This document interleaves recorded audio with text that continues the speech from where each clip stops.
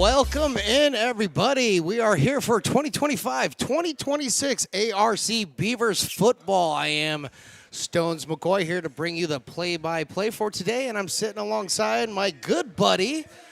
He's got all kinds of jobs, but today his job is going to be the color guy, and that is Jordan Georgeson. How you doing, Jordan? How are you today? I am good. It's great to be back for another season of ARC football. You know, we always talk about how great the JUCO level talent is, and with the ever-changing world of college athletics, it's another great day here to really put that talent on display. Absolutely it is, and we got a tremendous game in front of you, but before I get started, let's go ahead and introduce the rest of our team. We got engineer extraordinaire, Riley the engineer over there pushing all the buttons, making the pictures look beautiful.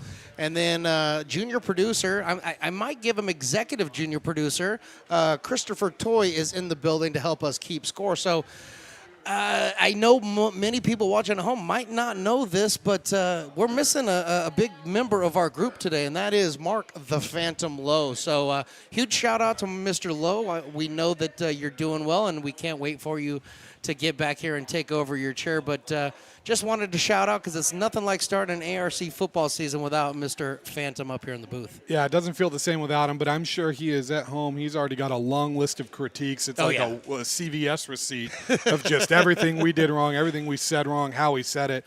And you know what? He's probably right about most of it. So, we'll let him have it. We'll let him have it. And you know what? We miss him out here, but we're gonna do the best we can to bring him and everybody listening the absolute best performance we can today. So, with that said, let's go ahead and get into it. We have a tremendous game. The ARC Beavers taking on the College of the Sequoias, the Giants on the other side. And this is literally a rematch from week 1 last year. It is, and it was a great game last year. I know ARC went down to Visalia to play him there, and it's nice to see them coming up here, kind of returning the favor of this home and home.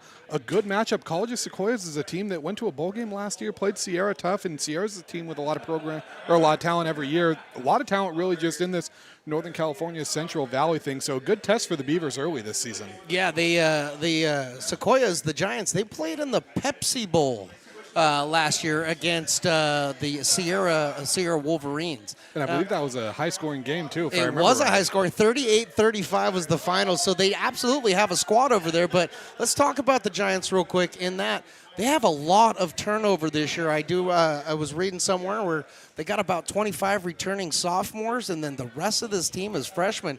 I mean, what can you expect from a team that's, two-thirds freshmen? You know, you're going to see a few, maybe some mistakes early, and I think that's just something you expect in some of these early season games. Even with teams with experience, sometimes these young guys have some deers caught in the headlights, but a lot of times too, those young guys are making explosive plays because they're eager to prove themselves on this big stage, prove that they can hang in college. And when we look at their quarterback room, 3 freshmen on that roster, and the guy winning that job, Peyton Faker, 6'5", 208. I mean, he's got the frame, he's got the part. That's a guy that he can really put himself on the scene in a big way out here. Oh, absolutely. I mean, he's taking over for a guy in the name of Riley Garcia, who was the head man for the Giants last year behind center. And, I mean, he was just tremendous last year as far as quarterbacking is concerned. So he's got some big, big shoes to fill. There's some other guys over there, too, Danny Oliveira and Lamaje Travis.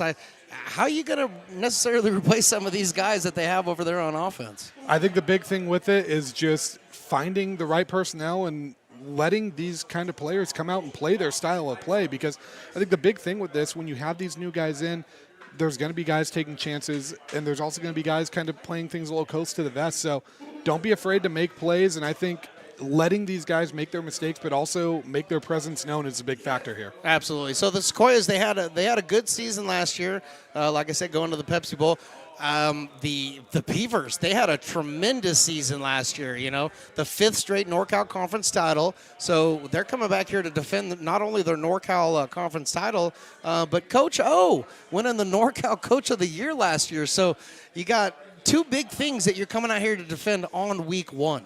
Absolutely, and it was well-deserved by Coach O. And the big thing, too, was we saw how slow this team started. Those first couple games, they get upset by Diablo Valley. It, kind of looked like things were in shambles, and then they come back after that first road trip, look like a completely different team, and look like a team that belonged. And I think that this team, again, with some of the talent they bring back, I know they graduated some key guys, but there's enough talent in here that this can be the year that the Beavers finally get over that hump and can win those playoff games and make it to this 3C 2A state championship. Well, absolutely, and that's exactly what they're going to do. I believe they're ranked 5th so far in the poll this year. I think they were ranked 4th to start the year last year. So there's a lot of eyes on them as far as in the Big 8, and they got somebody returning that I think is.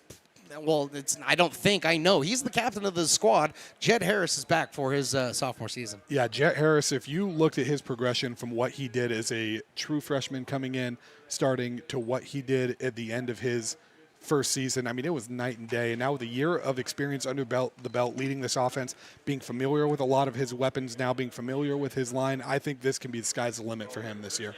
So, and then the biggest thing, I think, and the most glaring thing for the Beavers this year is going to be the running back room. Now, extremely efficient last year in the running back room. Okay, they had some of the best running backs in the business, but they're gone.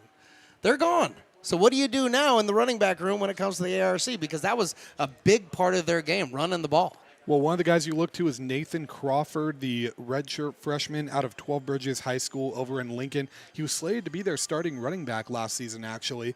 Their starting third down back, my apologies. And an injury, broken collarbone in this college's Sequoias game down in Visalia ended his season. But he's a guy they're going to look to a lot. I watched this kid play in high school. He is legit. I think he ran for something like 40 touchdowns his senior year at 12 Bridges. So he's a player that is going to be a big factor, and I'm sure he's eager to kind of get out there and kind of exercise some of the demons of last year, having a season derailed by an injury. You know what? I don't think I could have said it any better than that. He's got some fire in his belly because of the way his season ended last year. So I really think he steps and makes a huge impact for the Beavers this year. We are about moments away from kickoff, so we will adjourn here. We'll be back with the kickoff and all of the rest of the action right here on Stone's Broadcast Networks right after this. When it comes to your home's maintenance and repairs, Jeffers Resource Group has you covered. Our handyman services offer a comprehensive range of expertise so you can have peace of mind. Contact us to schedule your service today. Hi, I'm Monica from Ace Body Shop in Town. We are a family-oriented business. We've been in business for over 30 years. We are located downtown Lincoln at 333 Lincoln Boulevard in Lincoln, California. We do automotive repair and 24-hour towing. Our phone number is 916-645-2859, or you can find us on the web. American River College is a top-tier community college sports program that provides student athletes with the opportunity to thrive both athletically and academically. ARC Athletics is currently ranked 5th in the state and 2nd in Northern California. With over 19 sports programs, our athletes compete with the region's best athletes. Our diverse and dedicated coaching staff helps athletes develop the skills necessary to compete at the next level. Start your community college athletics journey with us. American River College, Sacramento's best athletic program. Go Beavers.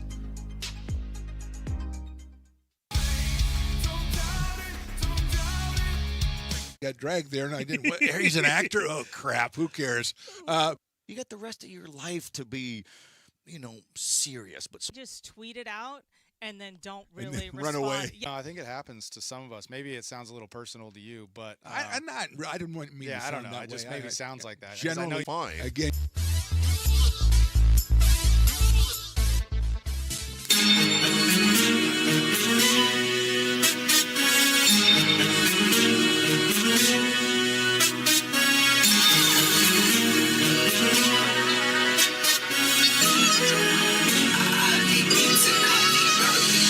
Welcome to another American River College Athletics broadcast, coming to you live from Beaver Stadium on the beautiful campus of American River College in Sacramento, California. It's almost time for Beavers football.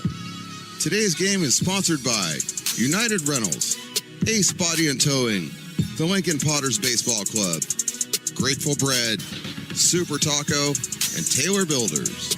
To get you ready for today's matchup, let's send it up to the booth, to the legend, Mark the Phantom Lowe, to bring you all of today's action. It's Beaver football, and it starts now.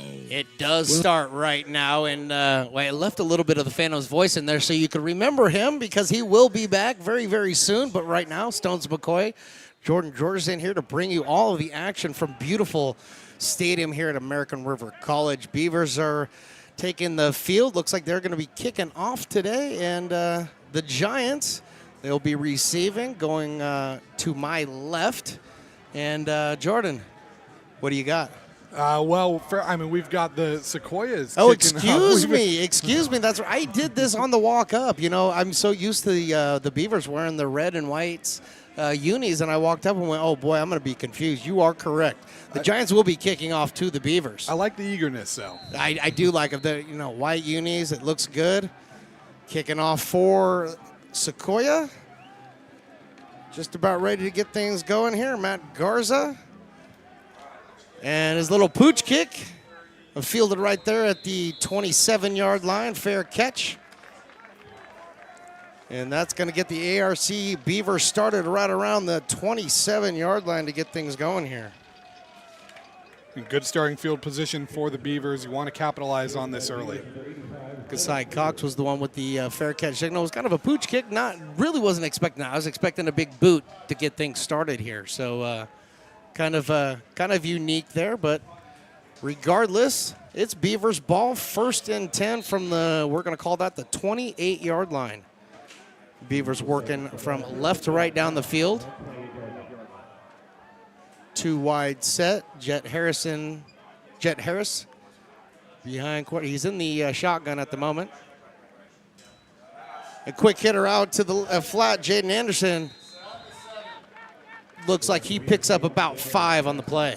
Jaden Anderson, a name we expect to get a little more involved this year. He made some big plays last year. He's sophomore out of Oak Ridge High School, 6'1", 170, so he's got the height to climb the ladder, make those acrobatic catches, but also kind of shifty enough and small enough still to make you pay too. Sophomore Jaden Anderson. Last year, 9 games, 32 receptions for 494 yards, so he's definitely looking to build upon that. Was not a full-time wide receiver for the Beavers last year. Harris still in the shotgun. Hands it off into the backfield. Coming here near side and being blasted out of bounds. Beautiful run by Elijah Gutierrez. Getting himself and the Beavers a first down. Gutierrez, one of these new guys in the backfield. Not the biggest guy out there, 5'9", but a sturdy 200 pounds. The freshman out of Tracy High School. Great way to set the tone for the offense early.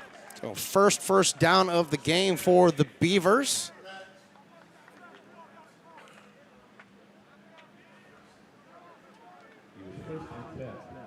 Looks like Gutierrez is still there in the backfield.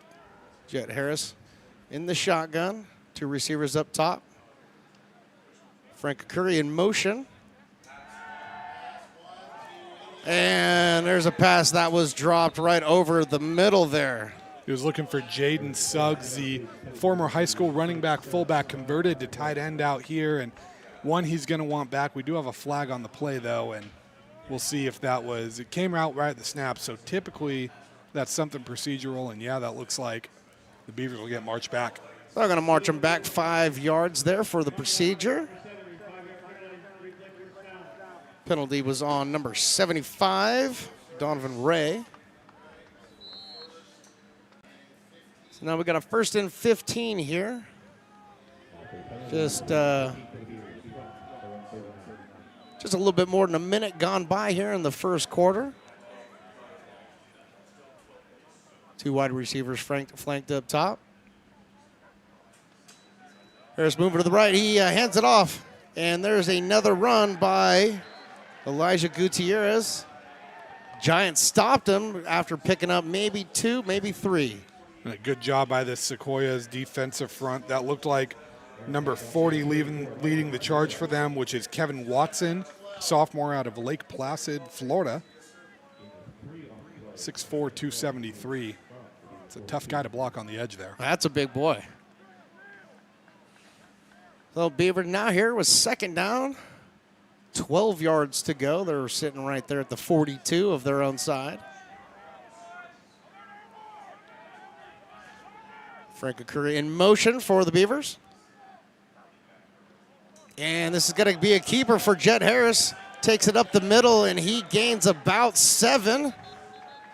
Helmet coming off. Don't know whose helmet that was. I believe that was Harris's helmet, which means he's going to have to come off for a play. He absolutely is, and that means Halim Toley is going to be, Toley's coming in actually as a wide receiver who's going to be coming in to take Harris's place. And I'm wondering if this is going to be a little bit of a wildcat type of situation now. Well, it looks like Frank Curry. Curry is coming back in as well. So yeah, you're very much right. This definitely looks like this is a wildcat setup, and Curry will be taking the shotgun snap. A heavy line package on the left-hand side. Curry gets the ball. He takes it, goes up the left side, and looks like he's just shy of a first down. And I think if you're the Beavers, the way you've moved the ball in this drive, it would be disappointing to have to punt here. This feels like 4-down territory. And with some of the big defensive linemen coming in this package, I think it might end up being a short 4th down. It looks like we're going to have a timeout by the Giants real quick. First timeout by the Giants, and that's going to give us a chance to look over here at our buddy Jordan Georgeson and give us a little bit of idea what you're seeing so far in this first 3 minutes of the game. I mean, I think the big thing is, 3 keys to this game right now, if you're the Beavers, is don't start slow, because we saw what happened last year, kind of some slow starts, ended up snowballing a little bit into a couple games string together. So you got to make sure to keep your foot on it early, and that's why I love going for it on this 4th down. Impose your will early, too. We saw how dominant this defense can be, so big thing is going to be how do the Beavers respond to this drive defensively after this first little bit, and then limit the mistakes. You're going to be playing – you're not going to play perfect football in late August on Labor Day weekend. We already saw a penalty in here, too. Yeah. But if you can limit those mistakes, I think that's going to be huge, and we're seeing a different front here. I mean, 2 defensive linemen coming in. We've got Braden Grover out of Roseville, number 99, and then number 92, Devon Chisholm, a Monterey Trail product. They're both coming in, so I expect this to be a hard-nosed run pretty quickly up the middle, trying to get this extra yard. Well, the Beavers need 1 yard here to get the first down. There's the handoff, goes into the backfield, and diving forward is Elijah Gutierrez. Does he get it? Looking at the far side, looking at the near side, and I am not seeing a signal just yet. The Beavers seem to think they got it. The Giants seem to think they held them. And we're going to have a timeout here. It looks like we might have, we're going to have a measurement. White hat out there calling in the chain gang to come out and see how close Beavers are for getting that. Looked like it was a really good surge up the middle by Elijah, though. It was a good surge and a great stop there by Sequoia's defensive front, too. The Giants come up giant right there. And, looking at the placement of this ball and looking at the placement of the chains, I mean, it's close. We've got one ref trying to get level with the ball here. I don't know if he's trying to really just get on it and see if he can avoid the chain gang having to walk out. His second job also could be as a land surveyor, so maybe he's just doing, What if he's actually just like, the drainage on this field isn't what it could be? Well, or the big buried water buffalo right at the AR-50. I've always wondered about that. And it looks like the Beavers are about 3 inches short. Turnover on downs. Ball's going to go over to the College of the Sequoias. And this makes that second point even more monumental now. You need to impose your will defensively, especially after what's going to be a bitter taste in their mouth on that first drive. And it looks like we'll see what the freshman, Peyton Faker, can do here. Well, Peyton Faker going to be getting his first start under his belt at this new level of college football. Peyton Baker out of Buren, Washington, Kennedy Catholic High School. I've heard of that high school as far as football is concerned before. I'm just not sure who I remember going to that school. I've heard the school name too. So, and I mean, usually if you're going to California from another state to play JUCO ball, you've probably got some talent. I would imagine so. Gage Armbruster is in the backfield right now, and looks like we do have a timeout, and this will be the second timeout taken by the Giants so far to get things going here. And we're only less than 3 minutes into this ball game. Not the most ideal way you want to start the game. A couple miscues, looks like a little bit of confusion. Something to be expected with a young quarterback kind of breaking in a lot of new faces on this offense, but also not necessarily what you want to be doing when you are on the road against one of the top-ranked teams in the state trying to pull an upset. Oh, absolutely. Well, he's got guys like Jaquil Smith and Gage Armbruster.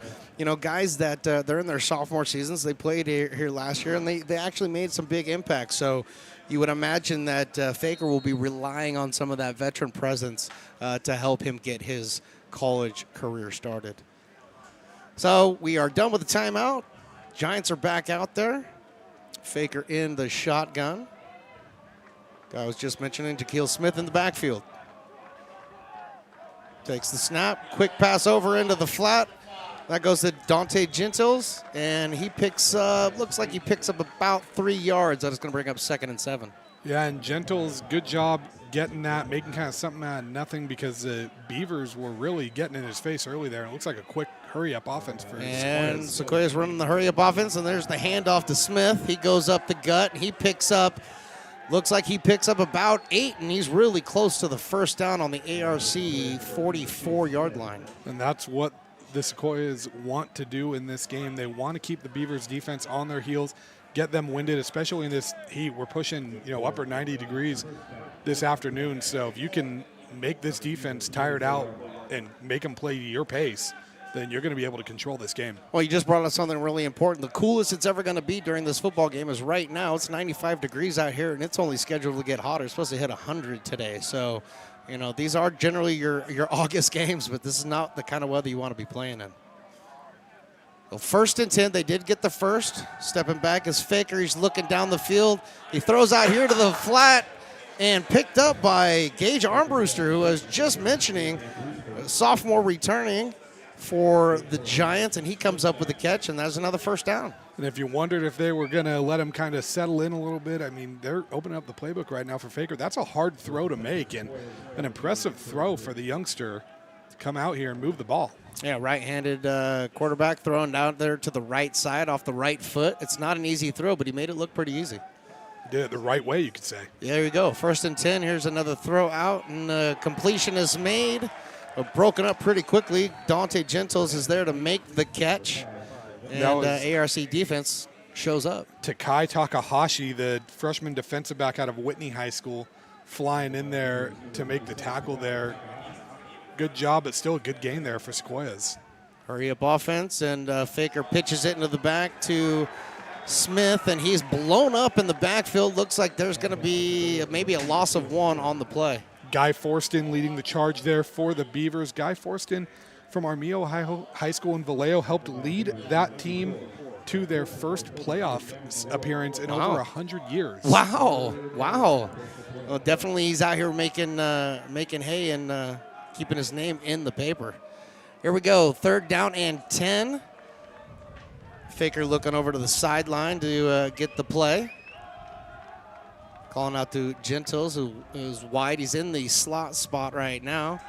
Faker steps back, looks to the left. He throws it. It's batted down by ARC, and then Faker catches it and throws it out of bounds. And I believe that should be a penalty because that was a second forward pass on that play. I'm looking for the flag. I don't see the flag at all, but you are 100% correct. You cannot throw it once you've thrown it forward and it gets tipped back. I don't see a flag on the play, and I think I'm just as shocked as Jordan here. That was a double forward pass. And that was a player, though, making the defensive play on that. Colin Bray, he gets a deflection on it, and then he makes the tackle, or I guess you can't quite call it a tackle because he had the second one. The refs are discussing this, and I feel like they're probably going to drop a flag here, but Colin Bray, a player that came in to replace John Correa last year and stormed onto the scene, making his presence known, the former Placer High School standout. He's going to be a name we talk about a lot this season. Oh, they are extremely high on him right now, and I've heard nothing but good things about him all preseason, so I know that they're really, really big on him. They're still talking over there. Mr. Peyton Faker tried to get into that huddle with the referees. I think he was trying to talk himself out of a penalty, but it looks like they have dropped the flag, and we're going to get the word from White Hat right now, and they've already marked it back. So would be an illegal forward pass, I would imagine would be the call on the field.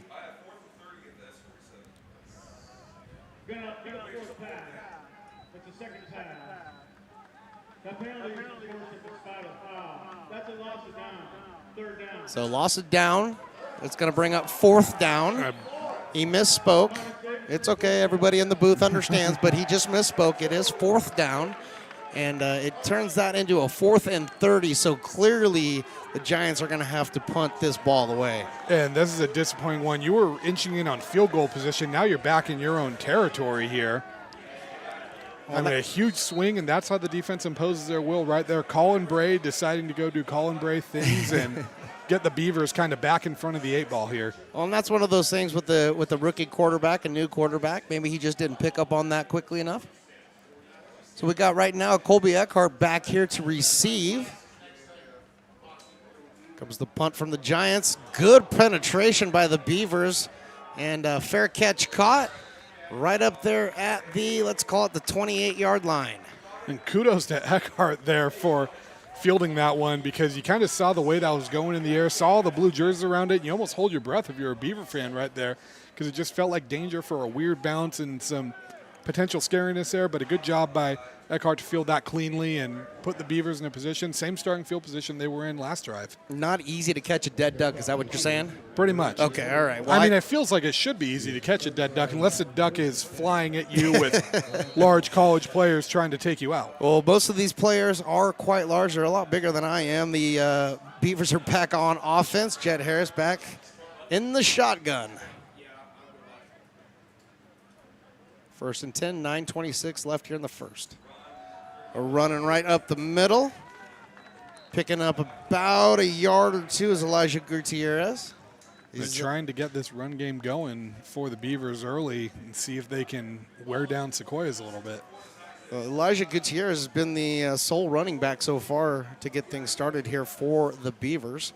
I know the depth is quite big at running back, and they've got quite a few guys, so wonder what the rotation is going to look like in the running back position today for the Beavers. And we typically do see a committee out of this backfield the last few years. So 2nd and 8, ball on the 29-yard line. Jet Harris looks, and the ball is tipped and dropped. Close to an interception by Cassidy Bolong Banks, but he was unable to hold on to it. That ball was tipped at the line. I'm not sure exactly who tipped it, but the ball falls incomplete, and that's going to bring up a 3rd down. And I believe that was Josiah Paga coming in there, is listed as a defensive back, so blitzing from a DB position there. Good job getting a hand on that. Look, we had some illegal motion on the offense. Believe so. And I guess that just rubs a little more salt in the wound, but you're still staring at a 3rd and long here if you're the Beavers, and something you want to convert on, especially after that big defensive stand. You don't want to give some momentum back to your opponent. Well, definitely the defenses are showing out for both clubs right now. Ball's been in between the 20s so far, but with the 3rd and 8, Jet Harris is in the shotgun.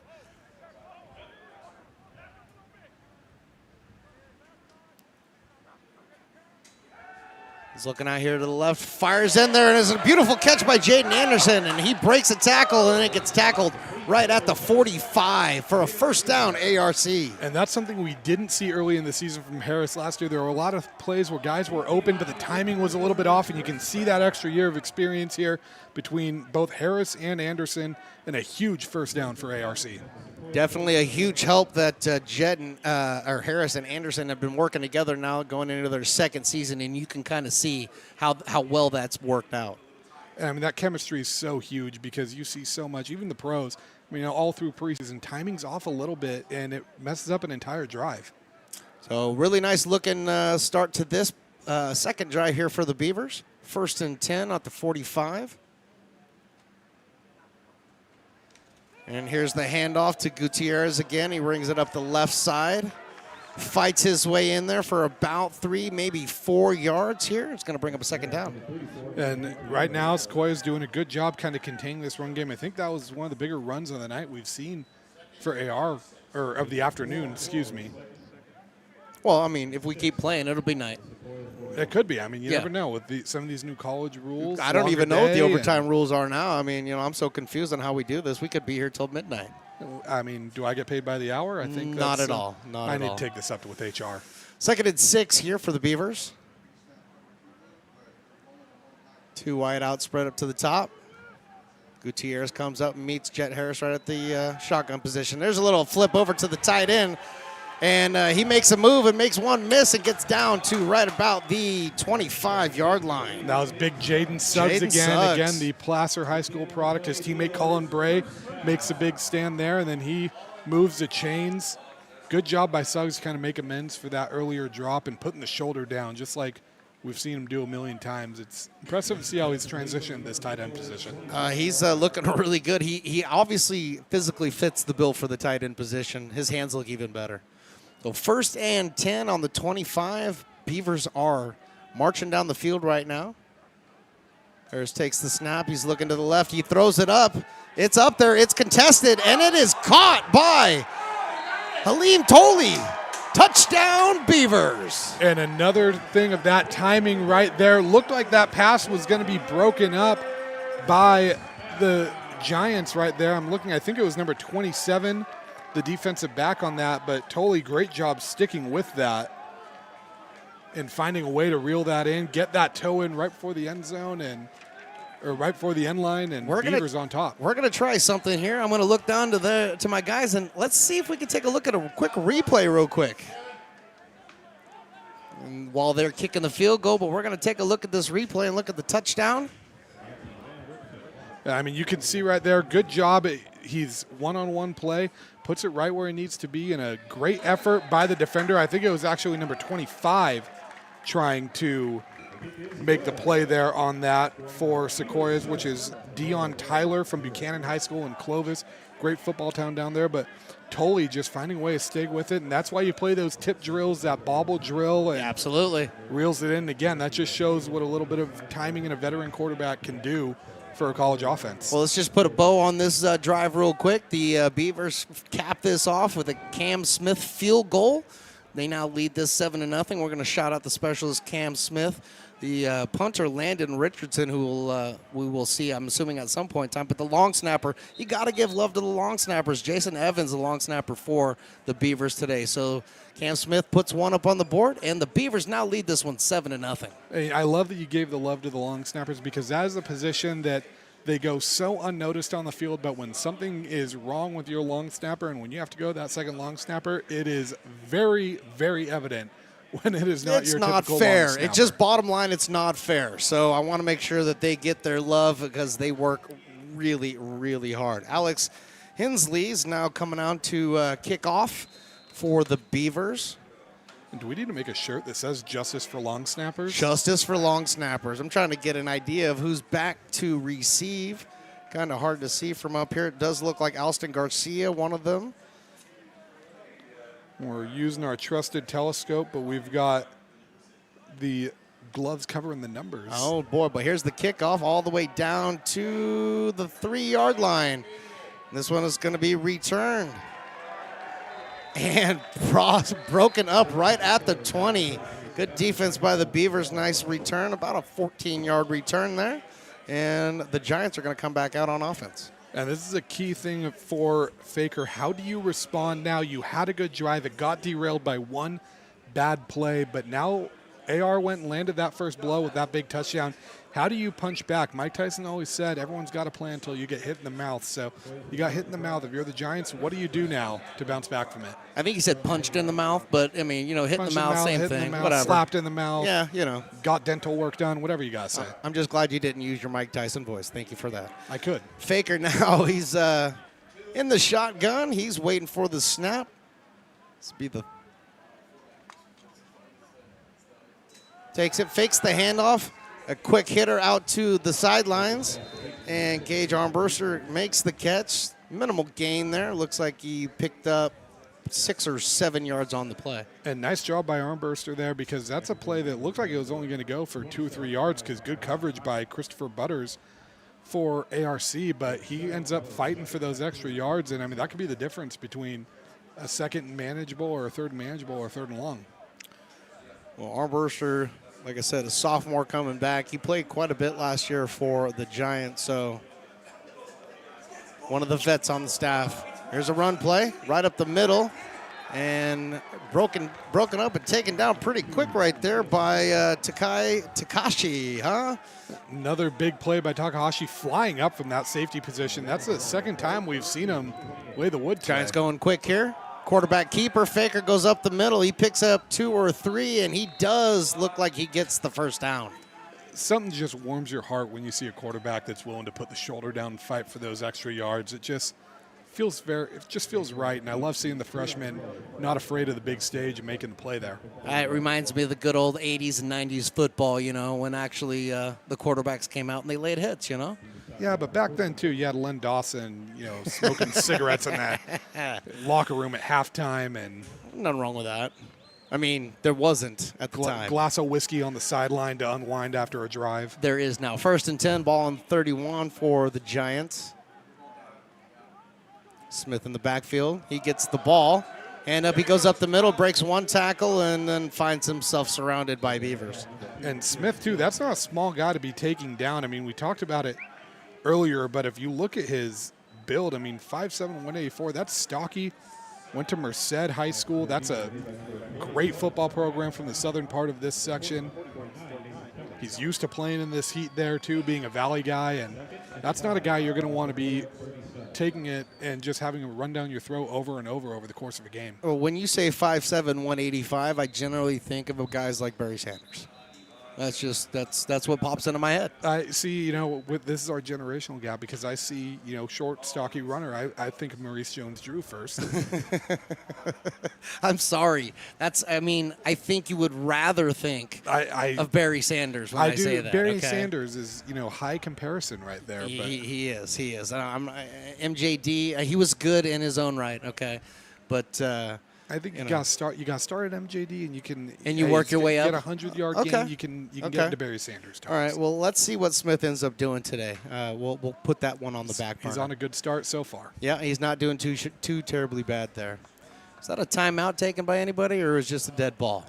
Looked like that was just a dead ball. So breaking the huddle right now are the Giants.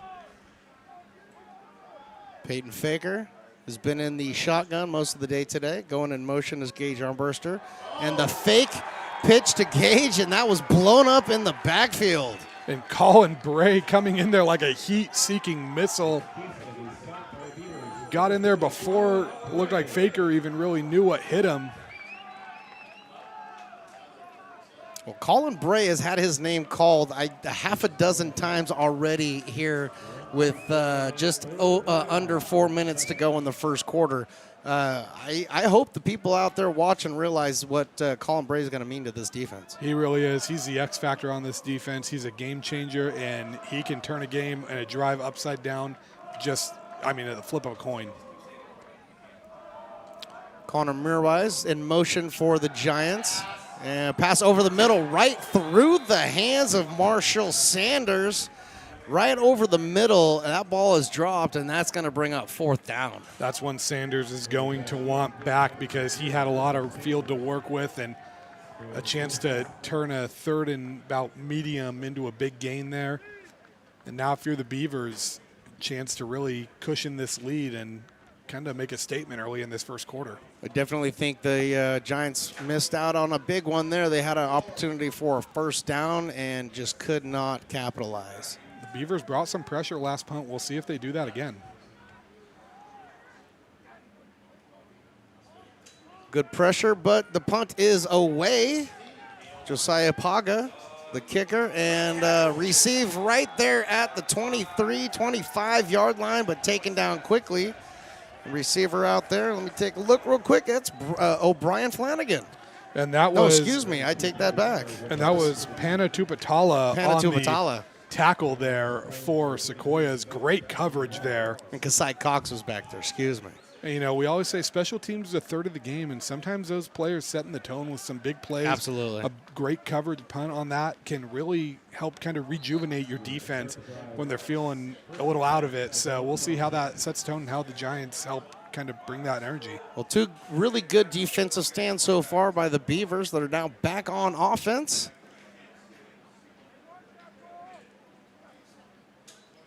Jet Harris, he hands it off, and we got a new running back in the game, and not down yet, and still on his feet, moving all the way down the field.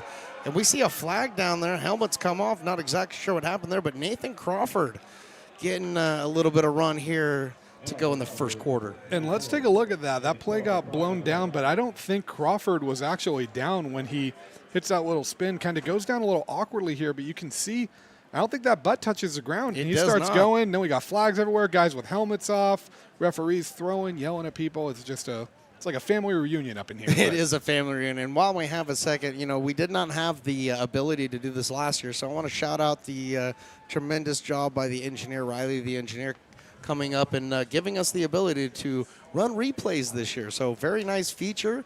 Thank you very much, Mr. Engineer. I think it'll just make our broadcast just that much better. And while we are talking this over a little bit, let's take a look at some of the scores around the area. Sac City is leading Redwoods 10-0 in the first quarter. San Mateo leading Sierra 3-0. And San Francisco up 14-0 over Santa Rosa in the first quarter. In the first quarter? Yep.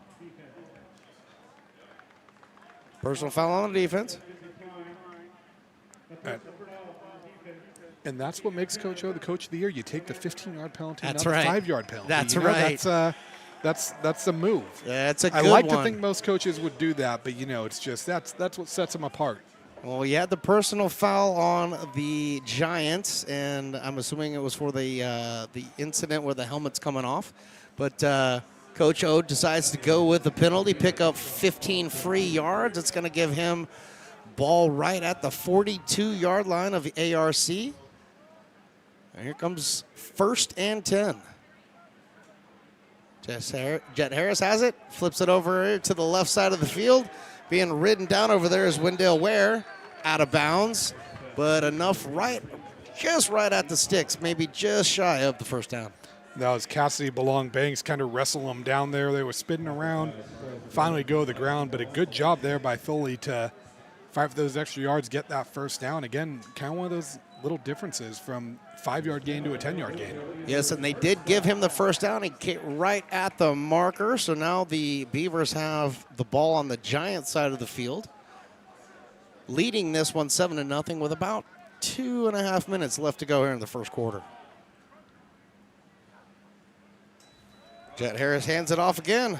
Nathaniel Crawford going up the middle, breaking a tackle, and then falling down right around the 43-yard line. And Crawford really getting in the mix here, setting the tone well, some good runs. And I think the biggest thing that I've found from him, especially watching him through his high school career, when he goes down, his ability to fall forward. I mean, that's a huge thing to get that extra yard or two, and that does add up over the course of a game and over the course of the season. Well, he spent a lot of time last year behind Elias Brown, and I'm sure he picked up a lot of good things because falling forward was one of the things that Brown did really, really well last year. There's a flip out, and this draw picked up by Jaden Anderson over there. It looked like I thought he was going to drop that at first, but he had good hands, held on to it, ends up picking up 4. It looked like he was at first as well, but he ends up hanging on to that one, and good job there by Anderson. The football gods have been kind to the Beavers so far with their bobble. You bet. So that's going to bring up 3rd and 2. Ball on the 40. Got some defensive substitutions for the Giants coming in. Jet Harris telling the guys to play. Now right behind center. This one's going to go out, and this is going to be flipped over to Elijah Gutierrez, and he is gone down the left sideline, down to the 15, out of bounds, right around the 12. Great play call there for AR, and huge run for Gutierrez, really flipping this field position. And how about the pursuit there for Sequoias, too, by number 42, the linebacker Josiah Harris, out of Regis Jesuit High School in Denver. Fun fact, a great rugby program at Regis Jesuit. Well, I don't know if they run the ball like that in rugby, but I'll tell you what, Elijah Gutierrez has definitely been running the ball downhill today for the Beavers. So 1st and goal for the Beavers. Looks like Crawford mixing back in the backfield. Crawford is back there, and then Anderson is wide out all by himself on an island up top. The fake and the throw out, and this is taken down by Mark Pullman, inside linebacker for the Giants. Yeah, Pullman saw right through that one. He was waiting there for it. I think he's been watching film for that little bootleg play, and nice little, I guess, breath of fresh air and maybe an exhale for Sequoia as the defense kind of lands one back and gets their feet under them. Well, Anderson was one-on-one up top, and so you know that was where Jet Harris was looking for that. He's going to try to maybe put a little touch on that ball, but like I said, blown up by Pullman, and the Giants 2nd down and 10 here. Very similar stack up with Nathan Crawford in the backfield.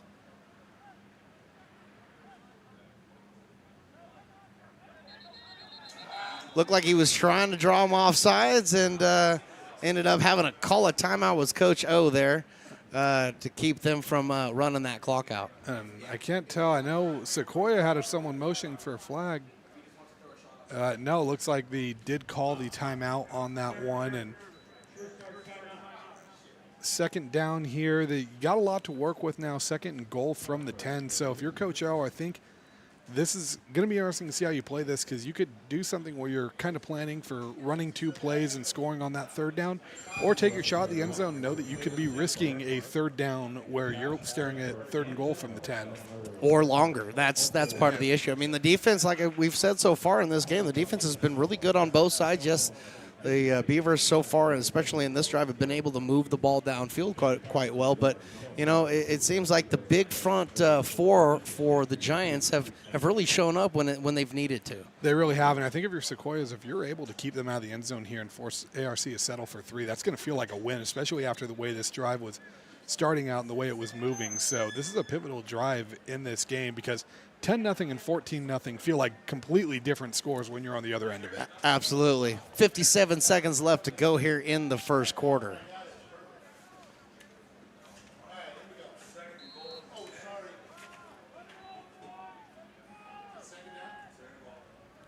Joshua Farr back out there now in the tight end position. There's a handoff going right up the middle is Nathan. And he picks up, let's say he picks up maybe 3. Yeah, good run there by Crawford, hard-nosed run, and that's kind of what you wanted to see. I think that was setting it up for maybe a bigger play call here on 3rd down. We've got these big tight ends. We see Coach O love to use them, and I feel like we've seen Suggs use a couple times, but they're not relying on the tight ends as much as we've seen in previous years. I wouldn't be surprised to see the tight ends in the mix on this play. Yeah, I was looking at the roster, and there's really quite a bit of depth at the tight end position for these ARC Beavers, so very interested to see what they do. We got a couple of guys flanked out, the Curry up there and Anderson. Anderson in motion down here to the bottom. Excuse me, a Curry down here in motion to the bottom. Jet Harris right over the middle and broken up and dropped by Dylan Fear. Good defensive play there by the Giants. That was Gavin Selane, the 6', 231-pound sophomore, breaking that up at middle linebacker. Great play here, and if you're the Giants, that feels like a stand that you can live with and you can bounce back from. Absolutely. Ever consistent Cam Smith, one of the best kickers in the Big 8 last year, coming on for the field goal. It's up, and it is good. Beavers put 3 more on the board. Now they lead this game 10-0. We're going to be heading to the second quarter, and we'll be back with more right after this on the Stones Broadcast Networks.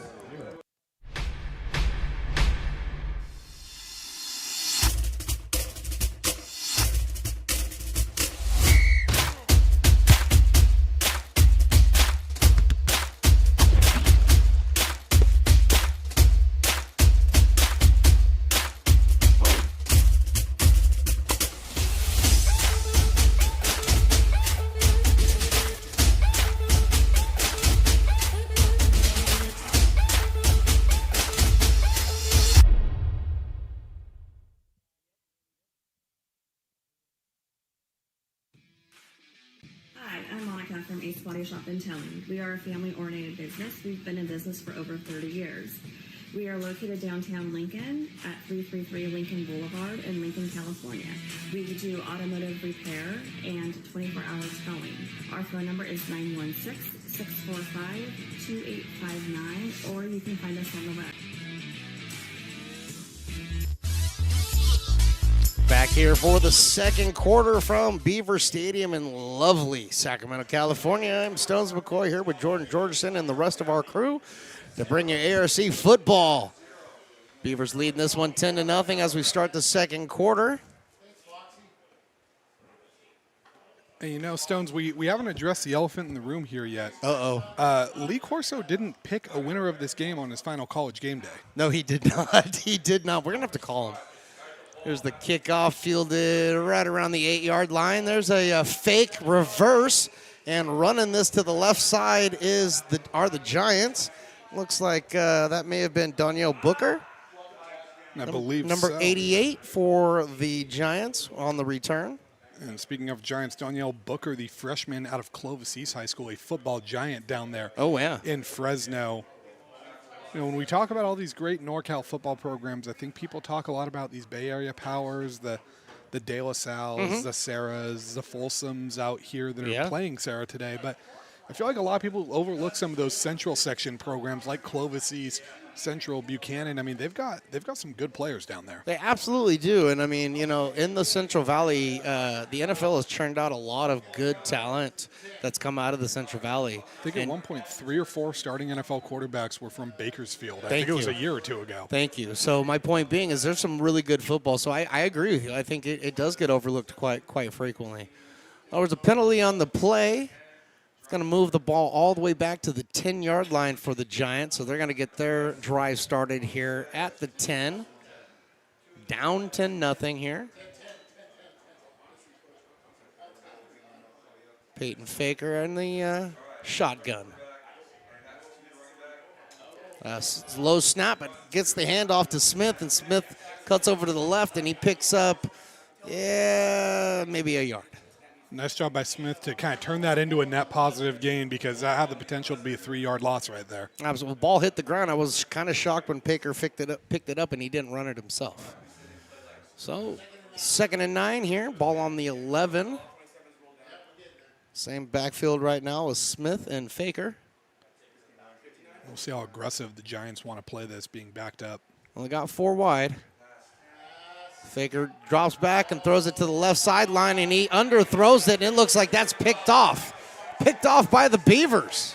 And it looks like the Beavers were expecting someone there. That's Kyle Gerganius, the freshman out of Inderkum High School, making a great play. Turned himself into a receiver there because he was pressing him right off the release there. And if we could pull up a replay on that, you can see pressing him right there on the bottom of your screen at the 10-yard line, with him every step of the way, going up for a jump ball, and made sure he put the Sequoias receiver in a position where he basically had to be catching that out of bounds or becoming a DB on that play. Absolutely. He took the inside route, and I think that's what you teach your DBs, right? You teach them to take the inside route, work your man to the outside, get him onto the sideline, and that way you can work the inside, put yourself in a good position, and that's exactly what happened right there. And that looked like something that the Beavers were kind of expecting a little bit, and I think we got some guys going other places. I think the Beavers might have gotten dinged with a penalty after the play there. Good question. Looking around up here in the booth, I'm not seeing anybody jumping up and down or anything. I mean, I know that we have seen in the past that the sideline warnings have come out and things of that nature. I don't think that's necessarily what this one was, but they did get that ball moved back about 15 yards, so that would be some kind of unsportsmanlike. So Beavers are going to start 1st and 10 on the 48. Leading this game 10-0. Jet Harris hands that ball off, and broken up in the backfield. Being swallowed up with Zaire Eastman, running back for the Beavers. And that looked like Christian Markham, the 6', 260-pound sophomore, making his presence known there on the defensive line. He's fired up on that one. I know there's a lot of new offensive linemen for the Beavers this year. I know Paul Tuliani is not new, but they've got some new guys up there. So a fresh front 4 or 5 for the offensive line for the Beavers, I think is going to do them well this year. 2nd and 13. Harris has the ball. He flips it over here to the short side. That's broken up. And that was read very, very well by Cassidy Bolong Banks. Another freshman on this team, another Washington product out of Roosevelt High School in Tacoma, Washington. So Sequoia is recruiting a lot out of the Pacific Northwest. Oh, they got Seattle and Everett and Buren. I mean, they've got it all. I even saw an Alaska guy on here, Fairbanks, Alaska. And if I'm not mistaken, they have somebody from France on this squad as well. That's just casting a wide net right there. If you are, That's not a Sequoia. wide net. That's not, the biggest net scouring ever. the roster to see, where we have the French. So 3rd and 13 for the Beavers. They've got to get to the 42-yard line of the Giants.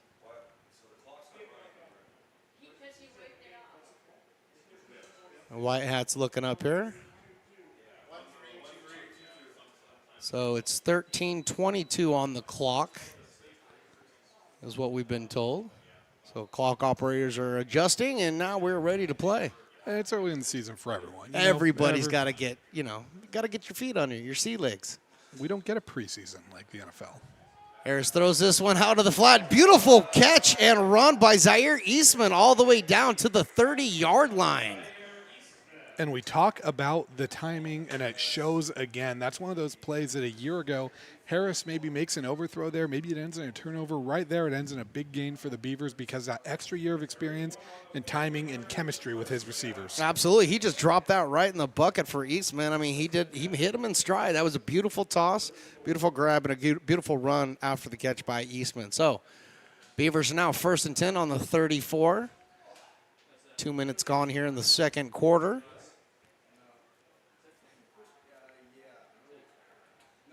Running back in the I formation, turns and gives it to him. Zaire Eastman kind of stumbles as he comes up to the line of scrimmage, and it looks like he's been tackled for no gain. And Eastman, too, a running back out of El Cerrito High School, another powerhouse in this California area. Played Grant for, I believe, either a NorCal or a state title a few years ago.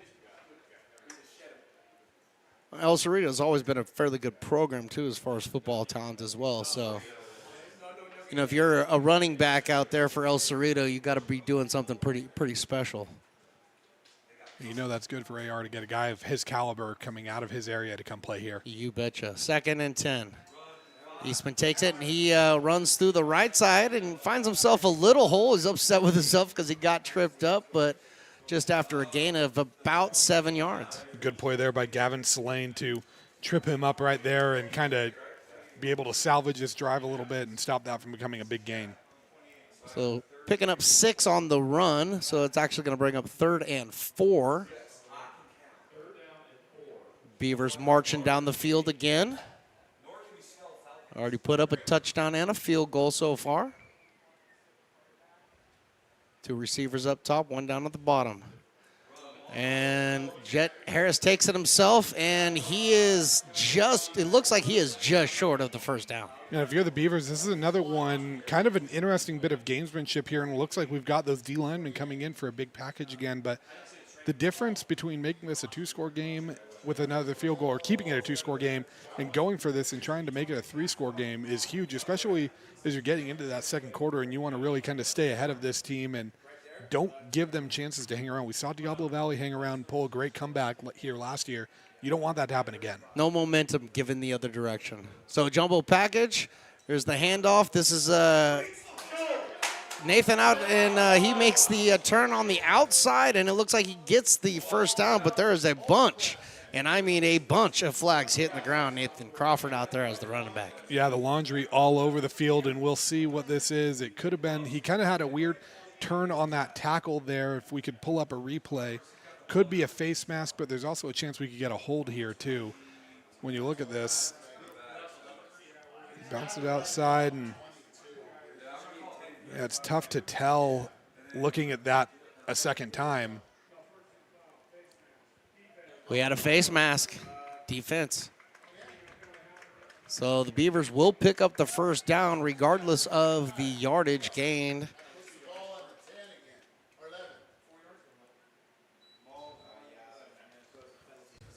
And that's another thing we're going to, like we say, we're going to see those mistakes early in the season, but you don't want to give a team more kind of forward momentum, especially when you're the road team here working in all these new guys. You don't want to gift wrap any of this stuff for the other team, right? This is week 1. You kind of want to do as much as you can to minimize the turnovers.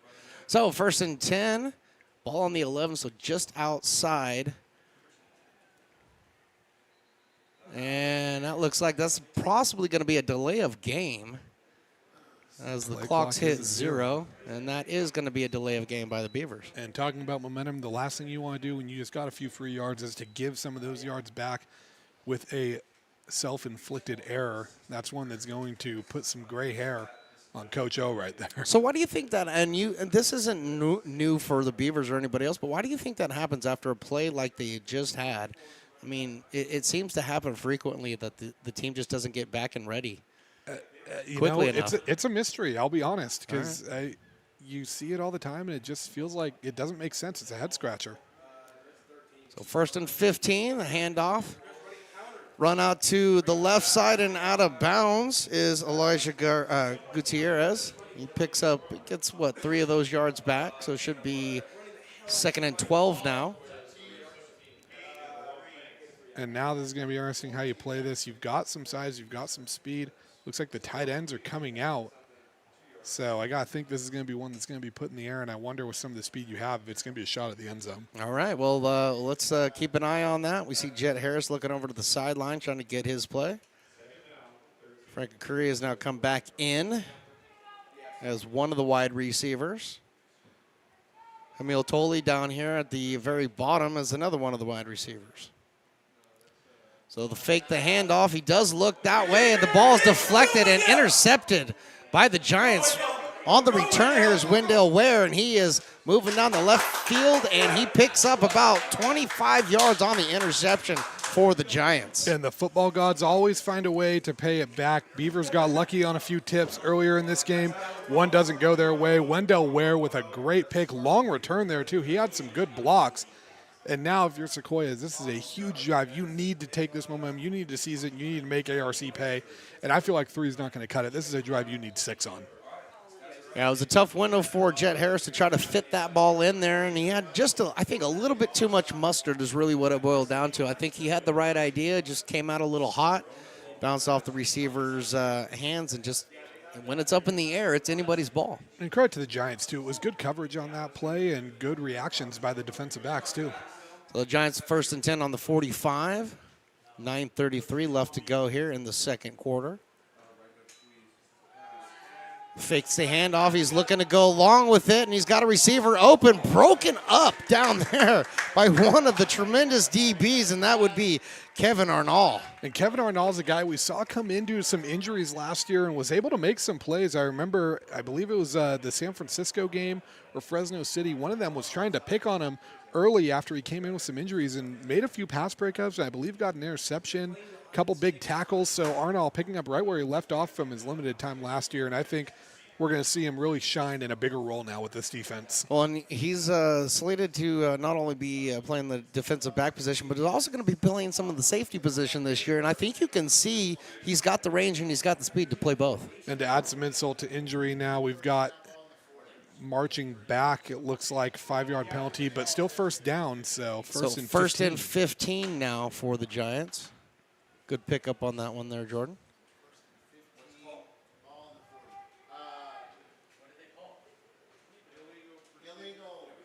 Illegal procedure was called.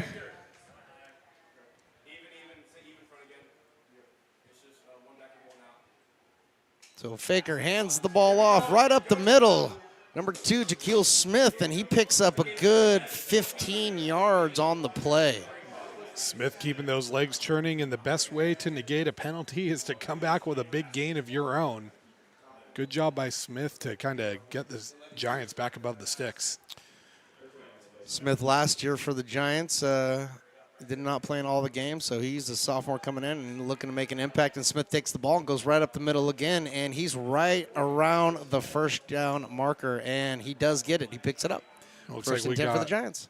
one slow to get up. I don't know if we're getting cramping here or. Oh, popping up, and that looks like number 76.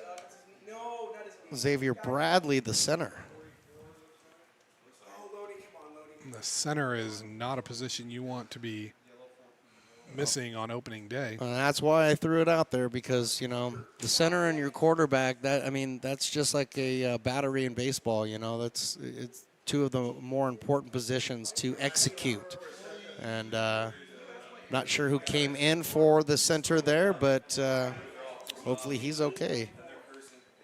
And hopefully that's, we see the heat a lot of times, especially early in the season. Hopefully it's just some cramping and not something more serious. Well, it's been an hour since kickoff, and it's already gone up 2 degrees. We're 97 degrees here on the field. I can only imagine it's a little bit warmer down there as well, so cramping is definitely going to be an issue. But the Giants have the ball, first down and 10. Ball's on the 44-yard line, their side of the field. And I'm watching the play clock tick down to 6 and 5 and 4. Peyton Faker. They're going to have to call the timeout, and that's going to be their final timeout of the first half. And that's huge, too, because with 8:20 left, you're going to have probably another chance to where you could be getting the ball with under 3 minutes to go and not having any timeouts at your disposal. That kind of limits what you can do in terms of the playbook. Absolutely. And we'll take a quick break as well. Beavers lead this one 10-0. We'll be back right after this on the Stones Broadcast Networks.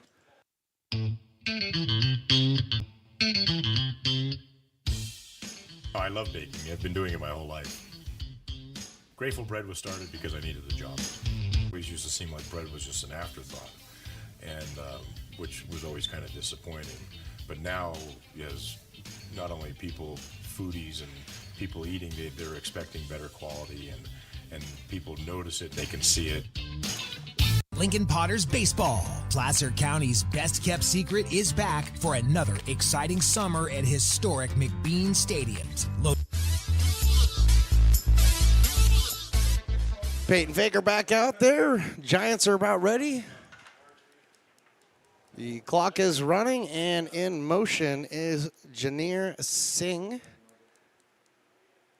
Gets a snap from the shotgun, looking to throw a pass, and he throws it out there, and a beautiful catch by Gage Armbruster. And he's brought down right around the 25-yard line. And it feels like Sequoia's playbook might be when in doubt, find Gage Armbruster, and a great job by Faker to step up in a collapsing pocket and find a way to deliver a good throw for a big gain there. Yeah, Gage Armbruster is absolutely showing the fact that he is a returning player with a lot of He's got a lot of confidence out there. So, get him the ball, and he'll do the best he can with it. And so far, he's doing pretty well tonight for the Giants. 1st and 10 on the 24. Looking to throw it again. Throws the pass right over the middle and goes through two hands. Two hands of Giants down there. Connor Merwise was the first guy it hit, and then I believe that was Dante Gentles was the second guy. Yeah, that one's going to sting, and it looks like a miscommunication because the two were kind of talking a little bit after it. Maybe two guys in the same spot, and it was only supposed to be one of them. And I'm surprised neither of them found a way to come back with that ball, and if you're the Beavers, sigh of relief because you were lucky that this score is still 10-0 right now. The ping pong ball just did not find a home. It found the turf, and now we got 2nd and 10. We got some legal motion, it looked like, of some kind. Ball was thrown out into the right flat, and it's out of bounds over there by Gage Armbruster. And I believe the Beavers might have been lined up in the neutral zone there on that play. Okay, so we might have a penalty on the Beavers. We might have a penalty on the Giants. We will flip a coin up here to see who's right. I think you're probably right. And Stones, I think we have to, while we're kind of situating this, I feel like we have to mention, the Oakland Coliseum has their possum problem. Yes. We've got a different National Geographic situation going on here. We've had some wasps in here pregame. Yes, we have. We've taken them out, and now the ants are going to town on the wasps over here. It's like, should we be playing this football game, or should people be learning about this? I think what's happening is the ants are trying to do us a favor and remove the wasp for us. Well, I've seen some dive bombing the windows here. I think they want to come retrieve their friend, and I'm afraid they're going to think I did it. Well, I've said this for many years. I always wanted to call this place Hornet Stadium, but there's another place called that, so I guess I have to dump that. 2nd and 5, ball on the 19 for the Giants. A handoff right up the middle. Smith goes up, picks up 4 or 5 yards, and he gets the first down for the Giants. Keeping those chains moving, and that's a big thing for this drive. Especially with how we've seen the Beavers move the ball. You want to not only capitalize on this, but also keep the ball out of their hands. Giants still have an opportunity to get one more first down on this drive. Ball's marked out at the 12. So 1st and 10 for the Giants. Just under 7 minutes to go left. Here's another handoff to Smith. He takes it to the left and have to come back. And he gets tackled right there around the line of scrimmage, maybe picking up a yard. And a couple guys were kind of in on that trying to wrangle him up, but Hakeem Reynolds ends up being the one to do it. Another player that we've kind of heard his name a little bit last season, but the Grant Union star says he's a freshman. I believe he's a redshirt freshman. A faker directing traffic out there.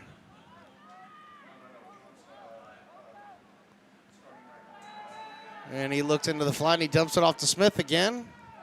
Nice catch by Smith. Ball was behind him a little bit, and he powers his way right around to the 5-yard line for the Giants. And Smith really likes to keep those legs churning, doesn't he? I mean, every single time he's got to have at least double-digit yards after contact here. Feels like every time he gets hit, he's getting an extra 2 or 3 yards. That was Reynolds leading the charge defensively, but a huge third down right here for the Beavers, and potentially how it goes, it could be a decision for the Giants. Well, with 3rd and 3 here, ball right on the 5-yard line. You got a couple of yards to pick up the first down. So I think this opens you up to, you have a couple of different plays you can use here. So right now, Faker in the shotgun, Smith behind him in the eye.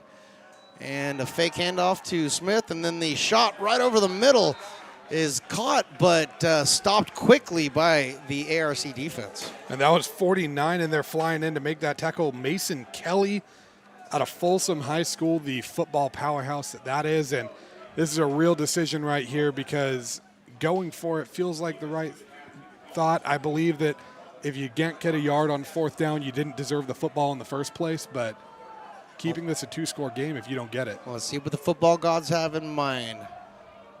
Here's the snap. Faker looking out, and he throws it for a touchdown to Gage Armbruster. Nice move there by Armbruster. If we could take a look at the replay there, doing a good job just finding a way to get open here. Top of the screen, right around the 5-yard line. Snapping that ball, press coverage, and just good job double move. Cutting in, a little Hunter Renfro-esque. Absolutely. Getting that separation and getting the Giants on the board. I just heard this morning that Hunter Renfro is returning to the team that he once played for. The Panthers or the Raiders? Panthers. I like that. That's a good move for them. I thought it was a good move as well, and I heard that this morning. So on for the PAT here, the Giants. Gavin Saline. The kick is up, and the kick is good, and that brings this game to a 10-7 ball game. Nearly blocked there by Kyle Greganius, and you know, Stones, we've seen now almost a full half of football. I think you've seen a lot to like if you're the Beavers. I think you've seen some things you got to work on, and I think kind of the same thing if you're Sequoias, especially with a young team. You're on the road against a ranked opponent. You've seen a lot that you like, and you've also seen a few things where you're like, hey, you know, if we clean this up a little bit, this could be a game that they're winning right now. I think both teams could say, you know what, first quarter was the first quarter, and we'll just forget all about that. I think both teams are pretty happy with the way the second quarter has gone for both squads, wouldn't you say? I agree, and you know, one of the best things that you can do, especially when you get into a new season of football, is everyone loves to overreact to that first quarter, to that first game, and I always say, you know, it's never as good as it looks in that first game when you look good, and it's never as bad as it looks when you look bad. The truth is always going to be somewhere in the middle. But, you know, I mean, hey, why not? It's fun to have those little overreactions and those fun little kind of knee jerks, I guess we could say. Aleem Tolley back and Alex Muhammad back for the Beavers to receive this kick. Kickoff coming at 4:50 left to go here in the second quarter. Beavers leading it 10-7.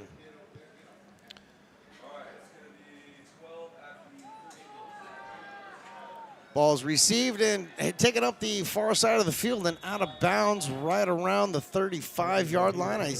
Looks like I see Laundry on the field as well, so we'll have to see what that is all about. But I apologize. It was Mark Pullman back there. Excuse me. I'm looking at the wrong sheet again. Demarion Williams back there for the Beavers. Demarion Williams, an Antelope High School product. I got to see him play a few times in high school as well. Shifty, crazy athletic. Going to be a good weapon for the Beavers at receiver, and I am not shocked at all to see him as a kick returner. So Muhammad got caught holding there. on the kickoff, so that's going to move them back 5 more yards, putting the ball right at the 20 to get things started here. And that's going to sting right there. You don't want to be backed up and going 80 yards, but 4:44, you got the time to do it, and we're going to see now. We've seen kind of the different backs mixing in. We've seen them use some weapons. It's going to be interesting how the Beavers kind of play this drive as you got to open the playbook up and get those jitters out. Well, let's see what they have in score. Jet Harris from the shotgun. He hands the ball off. It's going to be a run to the near side. And back to the line of scrimmage and stop there for essentially no gain. And that was going to be Elijah Gutierrez on the carry. And it looked like that was number 48 that set the edge there, Celine. And then Pana Tapula came in, or Taputula, sorry, came in to bring the tackle there. So good job by the Sequoias defense to really kind of set the edge on that play, and good pursuit. So Gutierrez has come out of the game, and that's going to bring in Nathan Crawford in the backfield. In motion, Frank Curry up to the very top of the screen. Looking his way, and they throw it his way, and they throw it into traffic, and is intercepted and taken back for a touchdown. The Giants. Pana Tuputala with the interception for the Giants. And Tuputala, how about it? 2 huge plays in a row. If we can see that one again.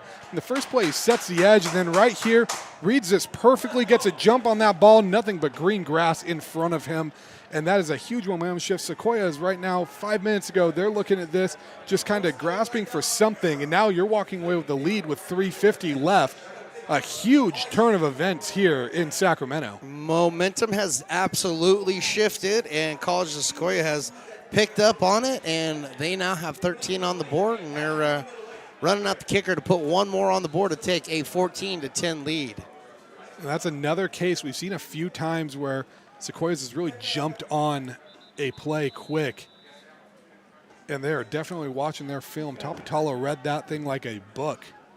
Looks like ARC was not ready for that kick, so they end up calling the timeout. Had somebody running on the field fairly late there. I believe that was Shamonte Brown trying to get on the field and wasn't able to get on there quick enough, so the timeout called. 1 left for the Beavers here in the first half. One heck of a game so far, I'd say, my friend. One heck of a game. And it just goes to show how quickly momentum can shift at this level of football and how good the talent is on both sides of the field. And you want to know another thing, Tuputala is listed at 6'2", 211. He moves pretty well for a linebacker and a big boy out there. I didn't see 211 running back that ball. I saw, 175 just juking and jiving as he was returning that pass. That is a man that makes himself a running back in Madden every year, you know? I could see you doing that, my friend. I could see you doing that. I do, but I like to keep my regular size. Give me a lineman size running the ball. I like it. I like it. Tell my wife how great I was in my Madden franchise all the time. She doesn't seem to care as much. Matt Garza on for the point after for the Giants.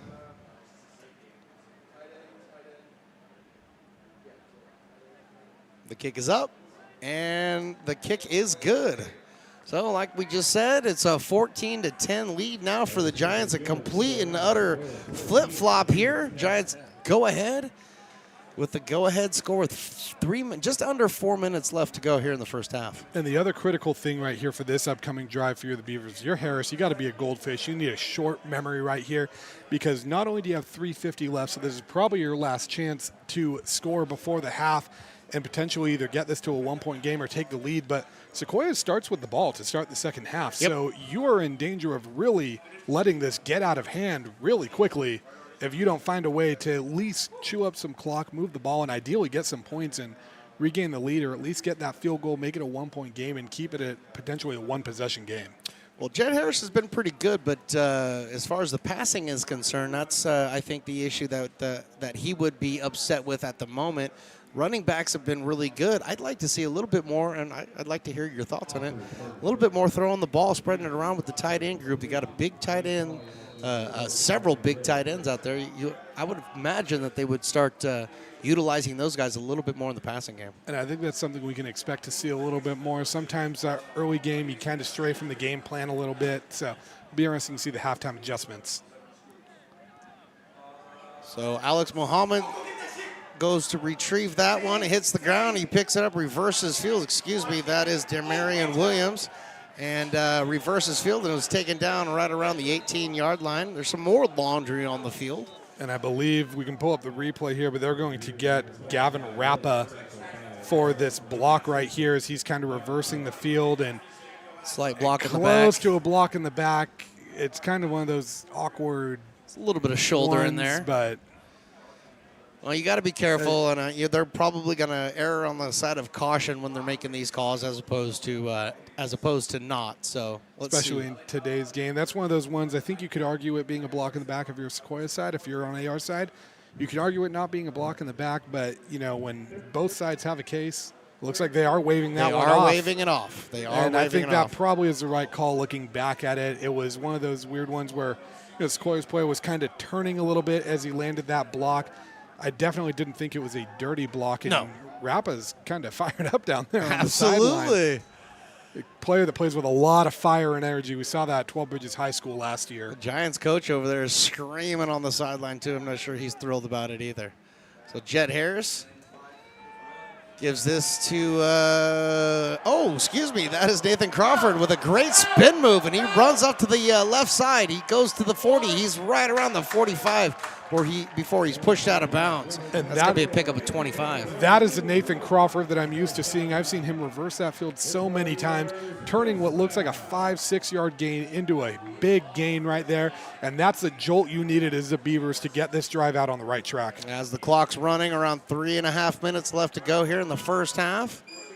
Ball's now on the 45-yard line of the Beavers.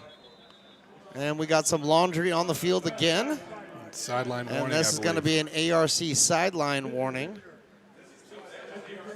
And if that is their second one, I can't tell if that was their first or the second. The way he described that, it looked like that was the first. So I do believe he was laying the laundry down, saying, "Hey, this is your first warning." So I do believe that's number one. They're not moving the ball back at the moment. And that is one thing we have seen from this team a few times. Yes. Is they get fired up, and sometimes there's the opposite end of that. The excitement becomes overwhelming. Jet Harris in the shotgun. Fakes the handoff. He's looking to throw this ball, and he does. He throws it out to the left side. Beautiful jumping catch out there by number 80, Jaden Beeman Santos, tight end out of Vacaville. 6'4", 225, climbing the ladder, and that was a scary throw right there, rolling out across his body. But great job there by Beeman Santos to kind of save that play and not allow a third straight drive to end an interception. Nice to see the tight ends getting involved here in the passing game for the Beavers. 1st and 10 on the 40. 2.5 minutes to go here in the first half. Quick hitter out over to Frank Curry, and he's going to take it up the left sideline. Gets about 7 yards before he's pushed out of bounds. Going to bring up second down. How about a Curry putting the shoulder down a little bit there, too, as he's going out of bounds, setting a physical tone the Beavers are so far on this drive. Yeah, all 6 feet, 190 of a Curry, but he puts the shoulder down. He's got no fear. Beavers moving the ball, and they won't move it right now because we're at the 2-minute warning. I believe now an ESPN executive is going to come and take you out now because college is very clear of calling it the 2-minute timeout. We don't call it the 2-minute warning. How dare you? That's insensitive. That is offensive. It is a 2-minute timeout, not a warning. We're not warning anyone. Well, I still can't get used to seeing that in college. You know? Listen, as far as I'm concerned, it's the 2-minute warning. And until Lee Corso tells me that I have to call it something else, I'm not going to. I cannot work under these conditions. Okay. I think I have to be done here. He quits. On the spot. So 2 minutes to go here in the first half, 14-10. I really don't think this is what ARC expected, the way they were running and controlling offensively the ball in this first half. I think they were a little bit surprised by how quickly the Giants were able to come back into this game. I definitely do. I think they were expecting it to be a tightly contested game, a tough game. I don't think they were expecting the burst that the Sequoias got in this game. But the big thing is Coach O, we've seen him coach in close games so many times. We've seen some kind of maybe some slow starts from the offense or some slow starts from the team to start the season, and he finds a way to right the ship always. He's no stranger to coaching in these close games. I have no doubt that he's not panicking right now. There's no panic button being hit. But, yeah, if you're AR, I think you're kind of sitting here in this going, this is a critical drive, and you need to really regain control of this game before you go into the half. Absolutely, absolutely. So after the 2-minute warning, or excuse me, timeout, we're back to action here. Ball's on the 33-yard line. Jet Harris in the shotgun. Emil Tolley down here all by himself, and Harris going to take this himself. And that was actually excuse me. That was a Curry. How did they get the handoff and I didn't see it? But a Curry gets that ball, and he drives it right up the middle. And does he pick up the first down? Yes, he does. And they're going no huddle. They're going to keep him in there. That Wildcat look. 150 and counting here.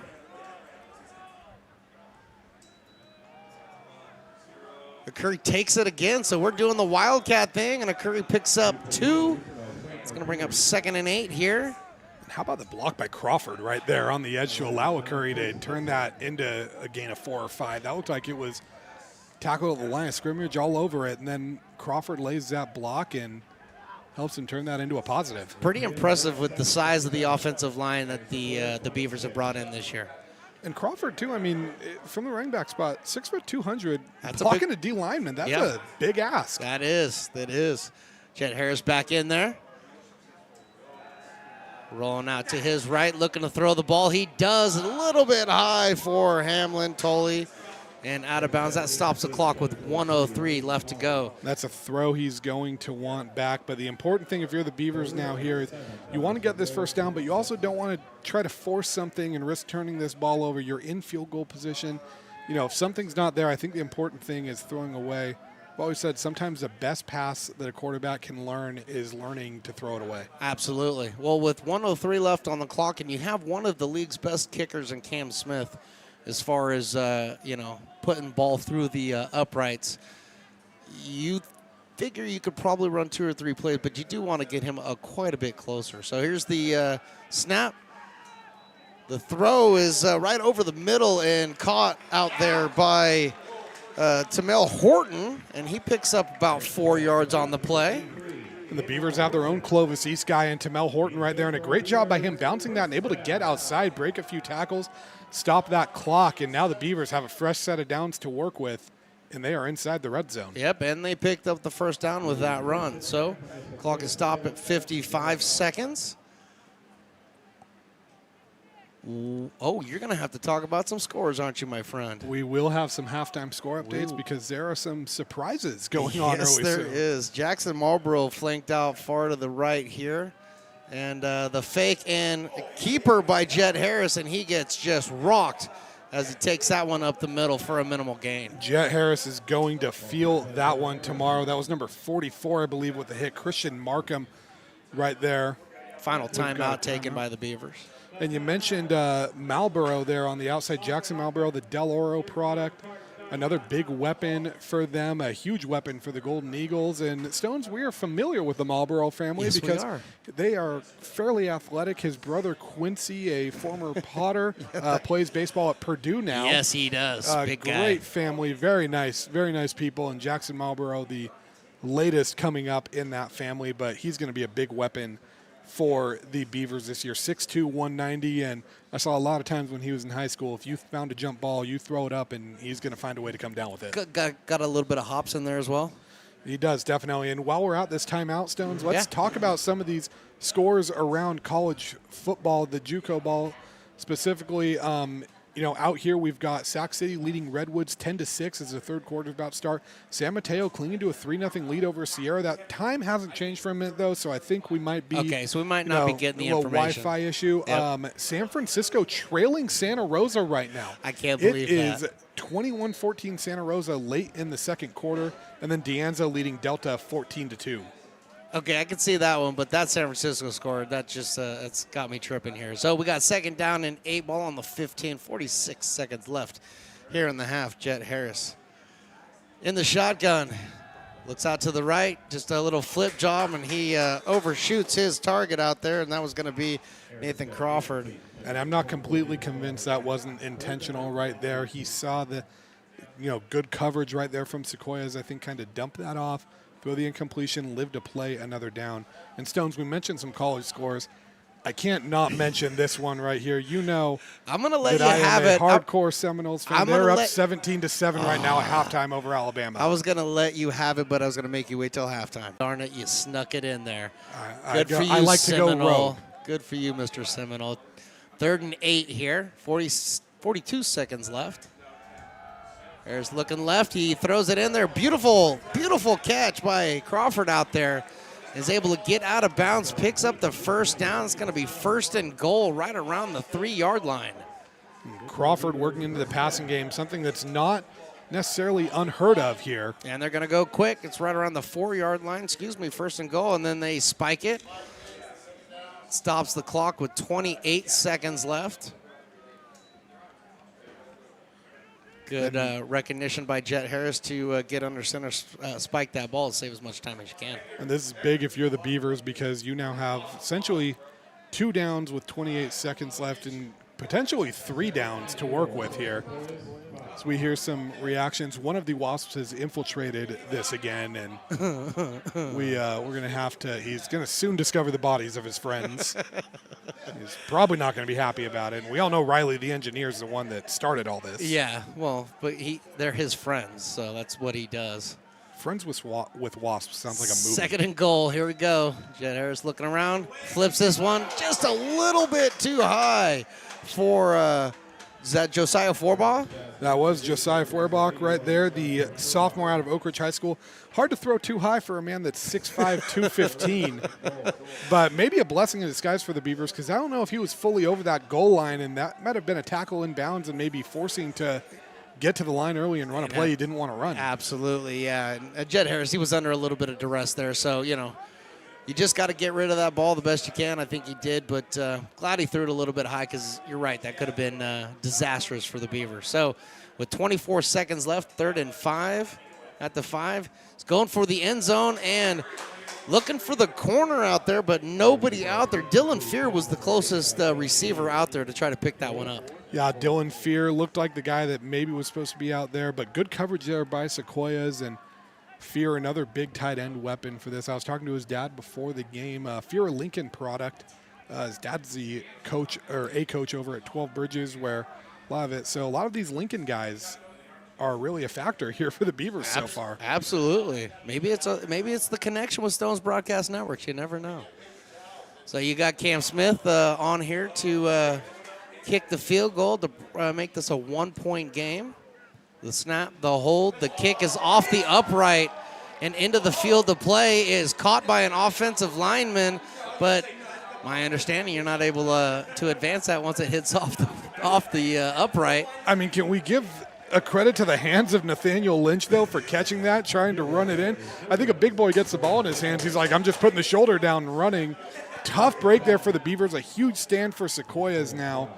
And, yeah, I believe technically I think the ruling, too, is the goalposts are part of out of bounds or outside of the boundaries. So if it hits that, it's the ball's a dead ball. out of play and tough for ARC. You don't even Nathaniel get the good Canadian hands, point. though. We'll give him the good hands grab of the game. What do you say? The All-State good hands there grab you of go. the game if All-State would sponsor us. That's right. Well, I would imagine Sequoias is going to take a knee here and get into the locker room and keep the score 14-10. What do you think? Yeah, I think there's no need to try to get tricky here, try to get flashy and potentially give the ball back or get a disaster. Sometimes conservative is the best call. It does look like they're going to do that. So Peyton Faker under center, and he does take the knee, and that looks like that'll run the clock out, and we will go into halftime. The Beavers now trailing this 10-14. We'll be back in, let's call it 4 or 5 minutes on the Stones Broadcast Network, a little halftime show. We'll be bringing you the second half of action, but we'll do that right after this on the Stones Broadcast Networks.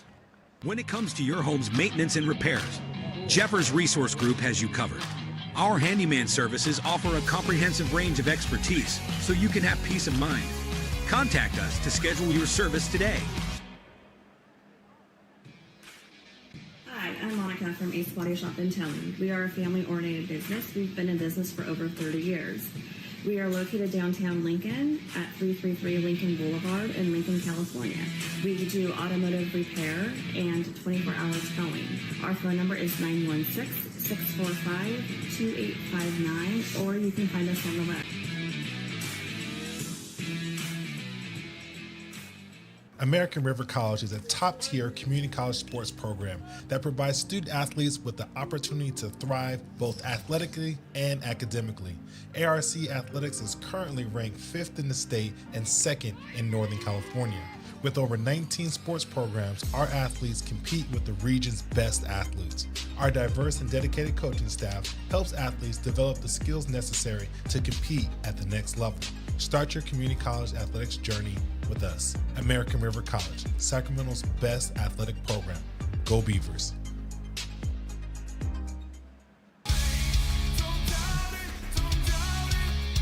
Got dragged there, and I didn't. He's an actor. Oh crap! Who cares? You got the rest of your life to be, serious, but Just tweet it out and then don't And really then run respond. away. Yeah. I think it happens to some of us. Maybe it sounds a little personal to you, but I didn't want me. yeah, to I don't sound know. that It just way. maybe sounds like that. 'Cause I know Generally, Fine. again, you're a very bright guy. Yeah. You see right into Right my through soul, you. my friend. That's why I have so many jobs, because people think I'm funny when they're driving home.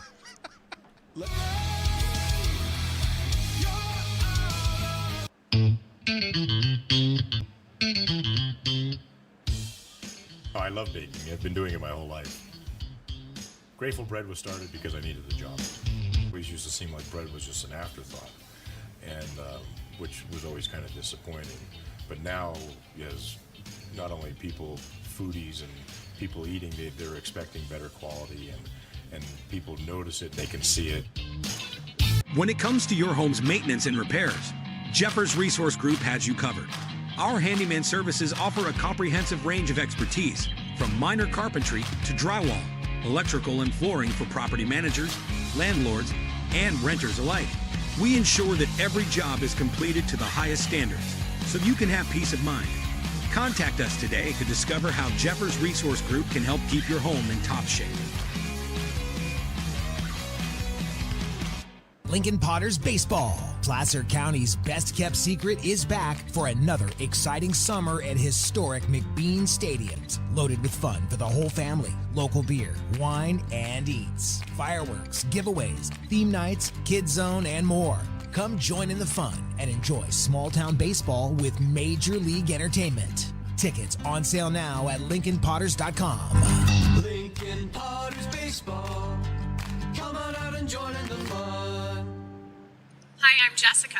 And I'm Miller. And we'd like to invite you to come see all that Miller's Ace Hardware has to offer and to give our happy and helpful staff a chance to earn your business. Whatever project you're working on, from lawn and garden to home repairs, you'll find everything you need at the new Miller's Ace Hardware. Power tools from the best name brands, and one of the largest selections of barbecues and barbecue accessories featuring brands like Traeger, Weber, and Big Green Egg. And if you're looking to freshen things up, visit the paint studio featuring Clark and Kensington, Benjamin Moore, and Magnolia Home by Joanna Gaines. Miller's Ace Hardware, where customer and community service meet. Located on the corner of Madison and Fair Oaks, behind the Ferrari building.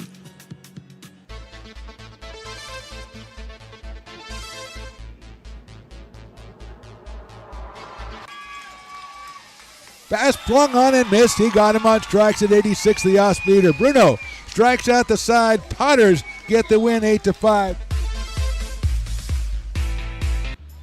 He's going to look that way. Now he's going to duck down the middle. He's got a guy wide open at the 18. Get it. That's Robert Freeman. And Robert's trying to make a couple of moves. He comes back to the 15. Comes down to the 10. He gets a block to the 5.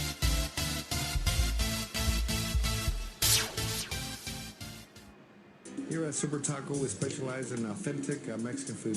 One of the reasons we are different from other places is that we make everything from scratch. You get a great value when you come here, large portions and quality food. Our most popular dishes are many different kind of tacos. We have giant burritos, different kinds of enchiladas, and the fajita. If you're ready for real Mexican food, stop in at a Super Taco. We love to see you.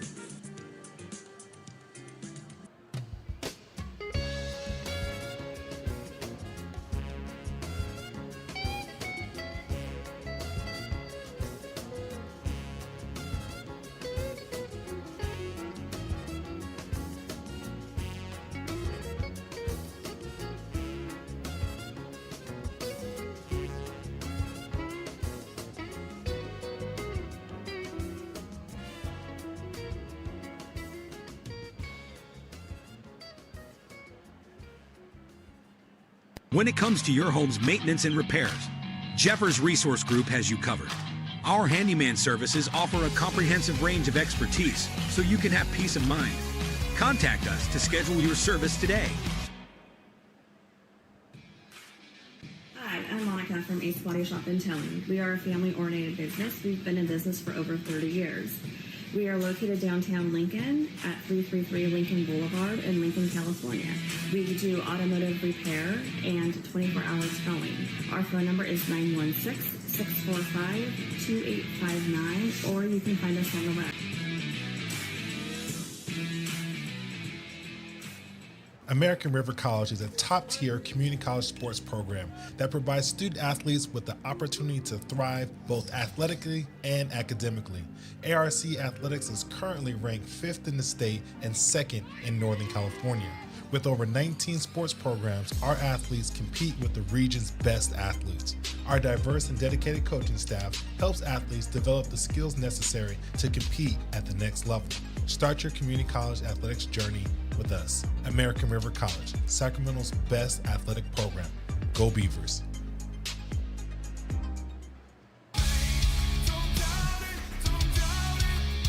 Got dragged there, and I didn't. He's an actor. Oh crap! Who cares? You got the rest of your life to be, serious. But just tweet it out and then don't And really then run away. No, I think it happens to some of us. Maybe it sounds a little personal to you, but I didn't want me. Yeah, to I don't sound know. that It just way. maybe sounds like that. 'Cause Generally, fine. Again, you're a very bright guy. You Yeah. see right into Right my through soul, you. my friend. That's why I have so many jobs, because people think I'm funny when they're driving home.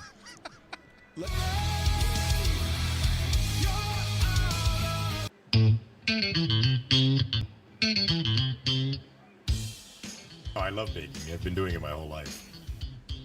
Grateful Bread was started because I needed the job. It always used to seem like bread was just an afterthought, and which was always kind of disappointing. But now, as not only people, foodies and people eating, they're expecting better quality, and people notice it, they can see it. When it comes to your home's maintenance and repairs, Jeffers Resource Group has you covered. Our handyman services offer a comprehensive range of expertise, from minor carpentry to drywall, electrical and flooring for property managers, landlords, and renters alike. We ensure that every job is completed to the highest standards, so you can have peace of mind. Contact us today to discover how Jeffers Resource Group can help keep your home in top shape. Lincoln Potters Baseball. Placer County's best kept secret is back for another exciting summer at historic McBean Stadiums. Loaded with fun for the whole family, local beer, wine, and eats. Fireworks, giveaways, theme nights, kids zone, and more. Come join in the fun and enjoy small town baseball with Major League Entertainment. Tickets on sale now at LincolnPotters.com. Lincoln Potters Baseball. Come on out and join in the fun. Hi, I'm Jessica. And I'm Miller. And we'd like to invite you to come see all that Miller's Ace Hardware has to offer and to give our happy and helpful staff a chance to earn your business. Whatever project you're working on, from lawn and garden to home repairs, you'll find everything you need at the new Miller's Ace Hardware. Power tools from the best name brands, and one of the largest selections of barbecues and barbecue accessories featuring brands like Traeger, Weber, and Big Green Egg. And if you're looking to freshen things up, visit the paint studio featuring Clark and Kensington, Benjamin Moore, and Magnolia Home by Joanna Gaines. Miller's Ace Hardware, where customer and community service meet. Located on the corner of Madison and Fair Oaks, behind the Ferrari building.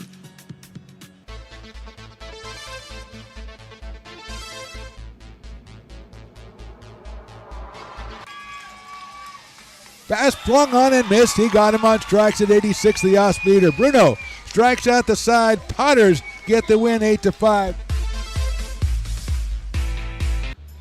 He's going to look that way. Now he's going to duck down the middle. He's got a guy wide open at the 18. Get it. That's Robert Freeman. And Robert's trying to make a couple of moves. He comes back to the 15. Comes down to the 10. He gets a block to the 5.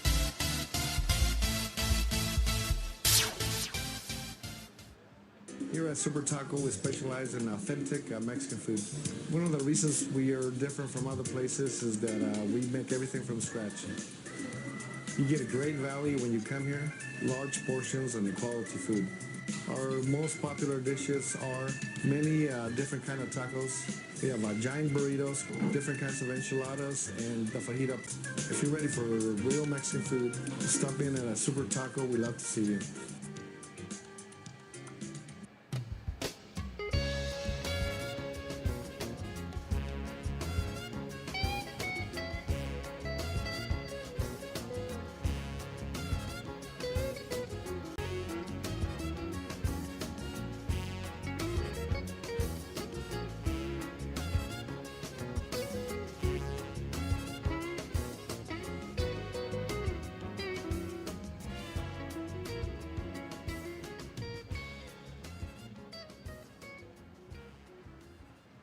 When it comes to your home's maintenance and repairs, Jeffers Resource Group has you covered.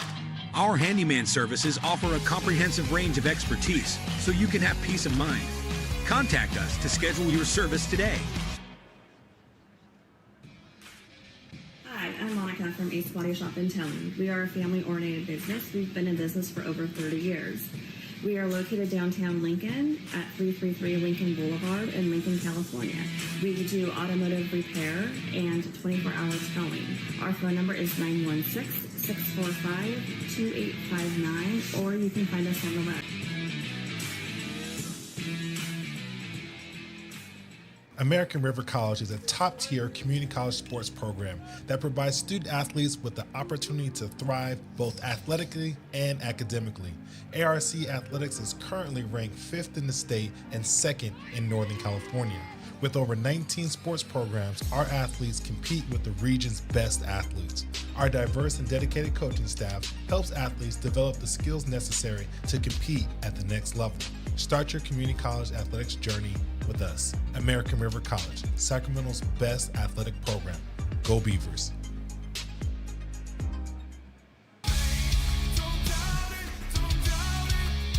Got dragged there, and I didn't. He's an actor. Oh crap! Who cares? You got the rest of your life to be, serious. But Just tweet it out and then don't And really then run respond. away. Yeah. No, I think it happens to some of us. Maybe it sounds a little personal to you, but I'm not. I didn't want me. yeah, to I don't sound know. that It just way. maybe sounds like that. 'cause I Generally, know fine. Again, you're a very bright guy. Yeah. You see right into Right my through soul, you. my friend. That's why I have so many jobs, because people think I'm funny when they're driving home.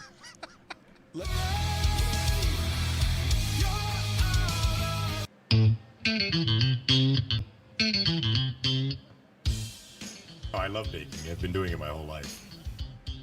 Grateful Bread was started because I needed the job. It always used to seem like bread was just an afterthought, and which was always kind of disappointing.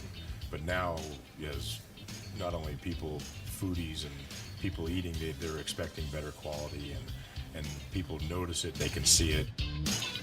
When it comes to your home's maintenance and repairs, Jeffers Resource Group has you covered. Our handyman services offer a comprehensive range of expertise, from minor carpentry to drywall, electrical and flooring for property managers, landlords, and renters alike. We ensure that every job is completed to the highest standards, so you can have peace of mind. Contact us today to discover how Jeffers Resource Group can help keep your home in top shape.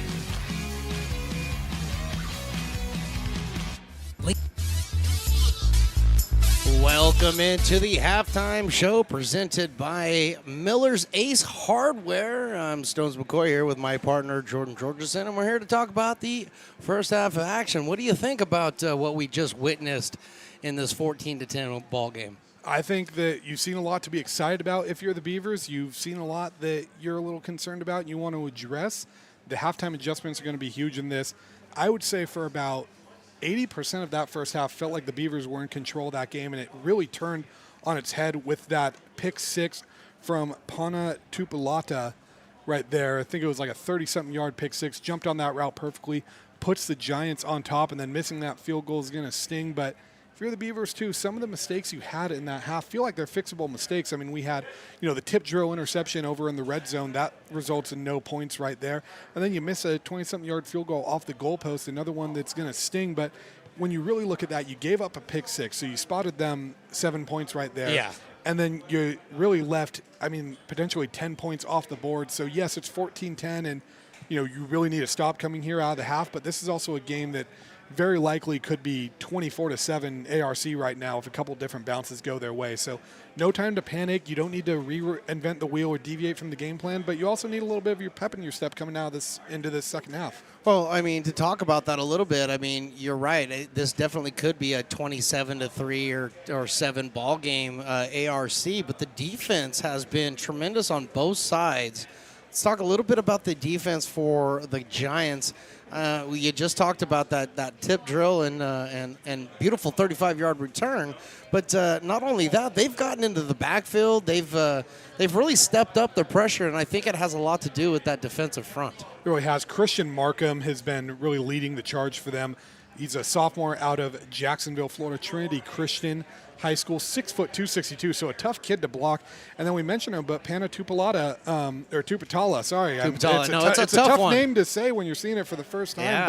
But another one that I think he's really set the tone a lot. He's made plays in the passing game, in the running game. I mean, feels like where he goes, the team seems to go. And we've seen the Beavers defensive front make some big plays, but Colin Bray, he had a huge first quarter. We didn't hear his name called a ton there in that second quarter, and I think some of that's a credit to Sequoias for kind of scheming around him and knowing where he is and running plays to the opposite side. But I think the big thing is so far right now, the defense for Sequoias has found a way to step up and make plays, and for the Beavers, they've made their plays, but you need to find a way after that second quarter to get your playmakers making more plays again. Well, let's stay on the defensive side of the ball. Let's take a look over there at the ARC Beavers side of the ball. And now they did give up 14 points, but they were very much in control of this game until the last about 5 minutes of the second quarter.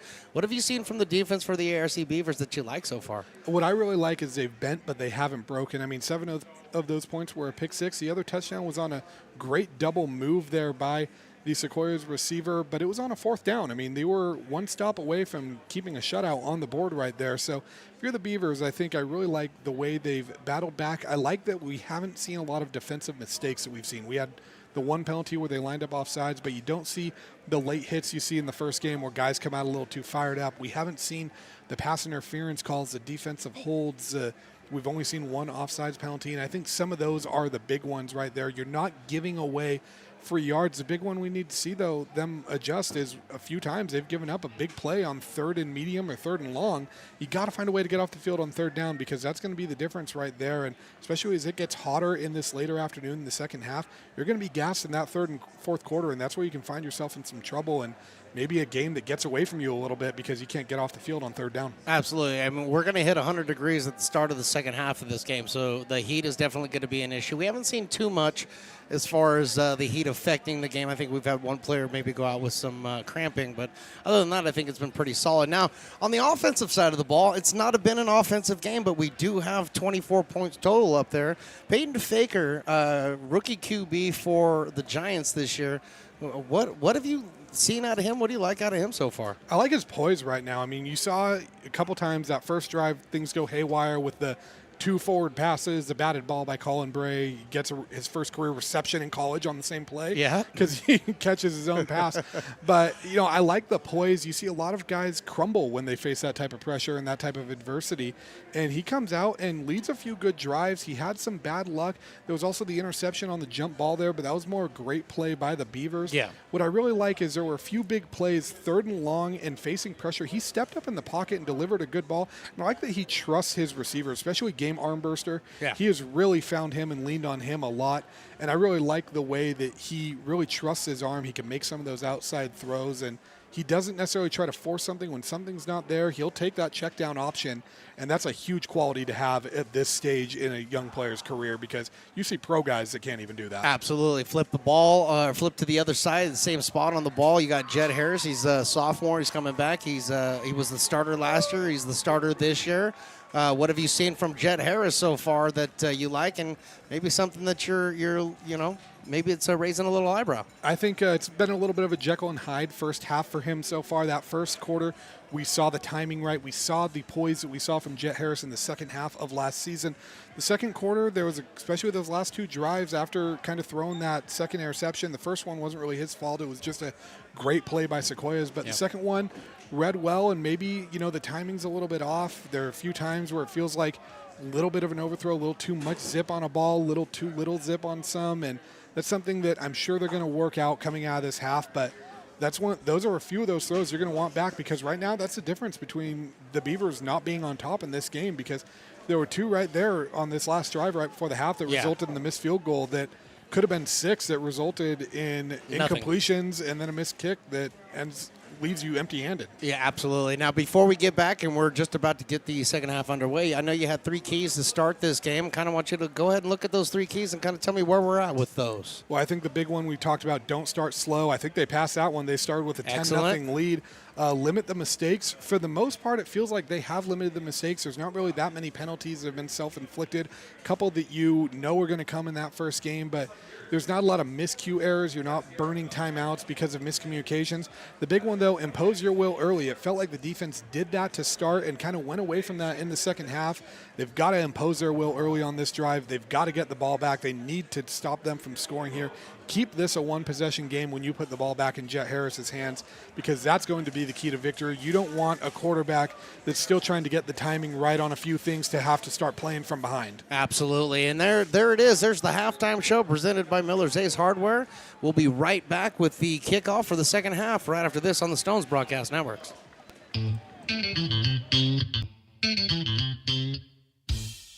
Oh, I love baking. I've been doing it my whole life. Grateful Bread was started because I needed the job.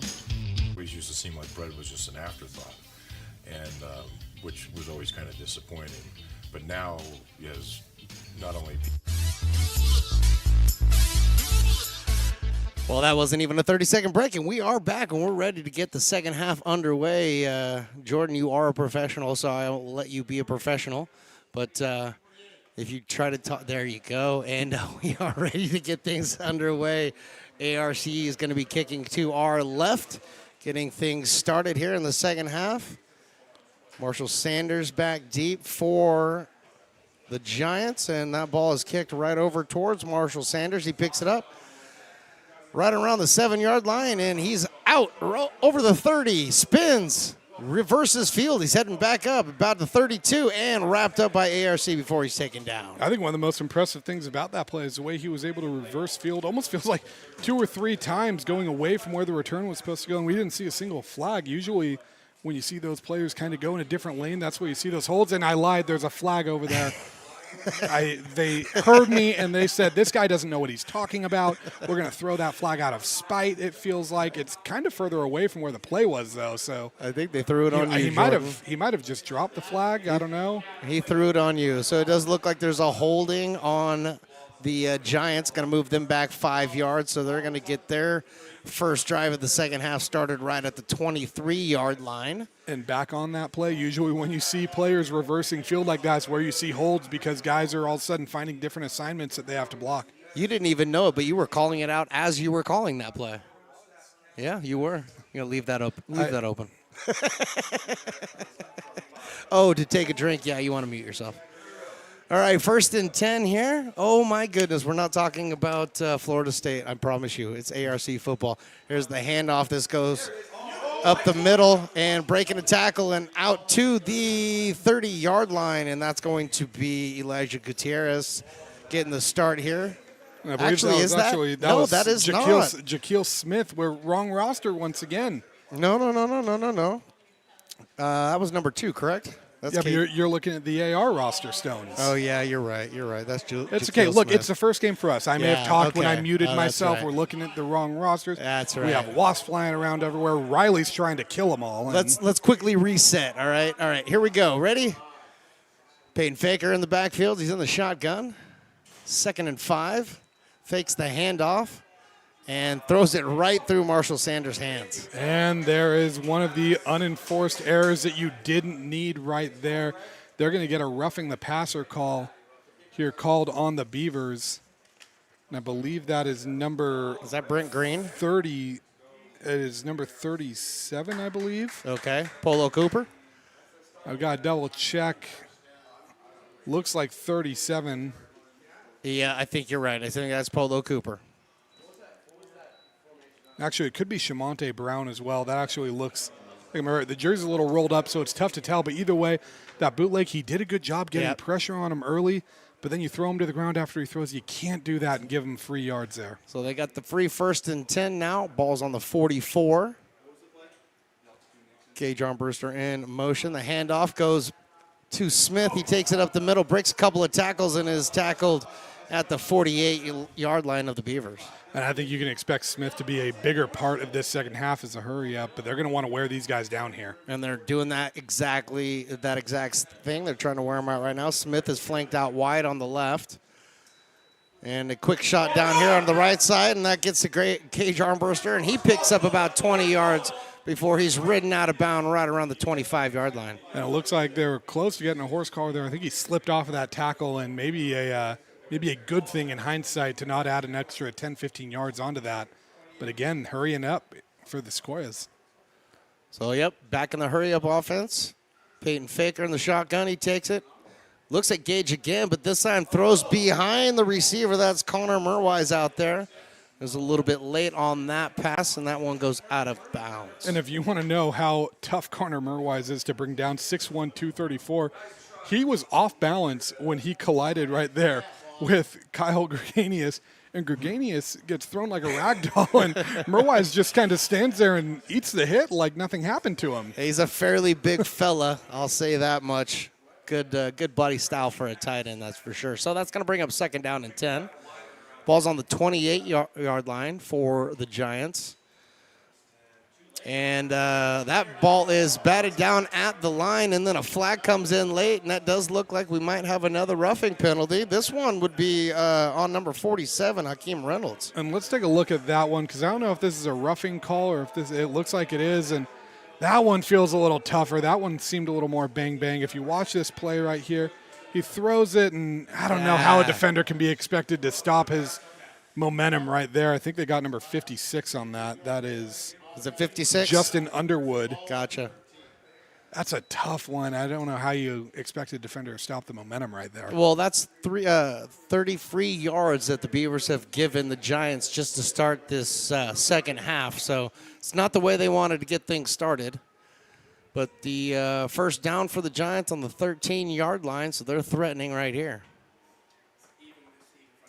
Faker takes the ball, hands it off to Smith. Smith runs to the left and gets swallowed up by a couple of blue jerseys over there. Leading the charge there was number 49, Mason Kelly. Mentioned his name earlier in that first half. He kind of just grabbed a hold of the legs and didn't let go and ends up tripping him up. That's going to bring up second down. No gain on the play.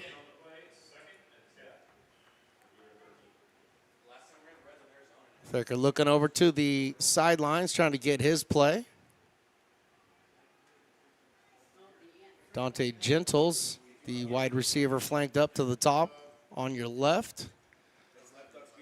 Gage Armbruster down here on the right, and he's now in motion. The fake goes to him, rolling out to the right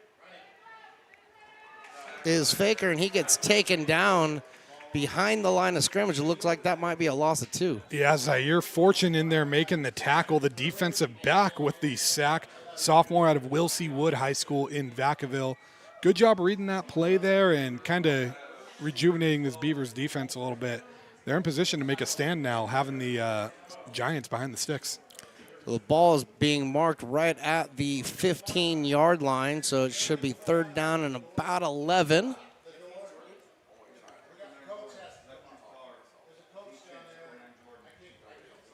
Two wide receivers to the left, one down here on the right. Smith in the backfield.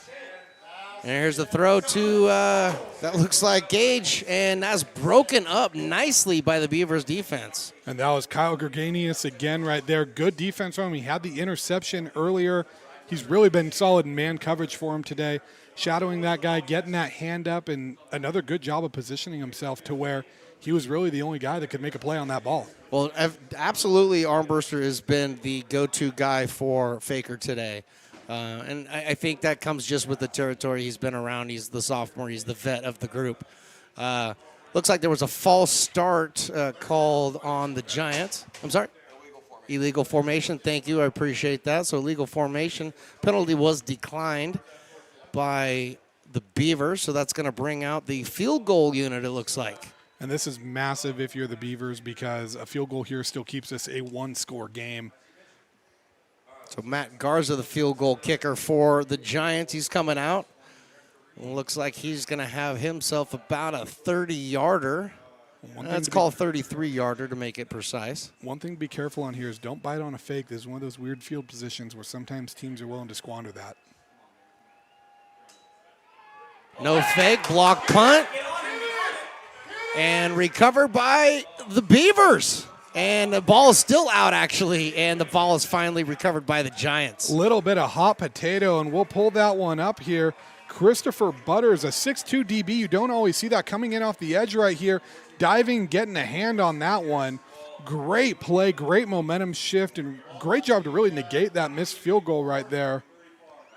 You don't always see DBs with that 6'2" frame. Absolutely not. Butters getting in there off the edge, beating his man, and shifting the momentum back onto that American River sideline. So after giving up 30 free yards to the Giants, the Beavers defense steps up, comes up with the blocked field goal attempt, and now they have the ball on their own 34.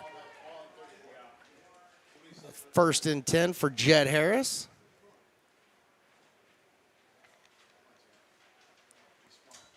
Jet turns around and hands that one off to Elijah Gutierrez, who looks like he gets hit right around the line of scrimmage. Maybe no gain, maybe a yard.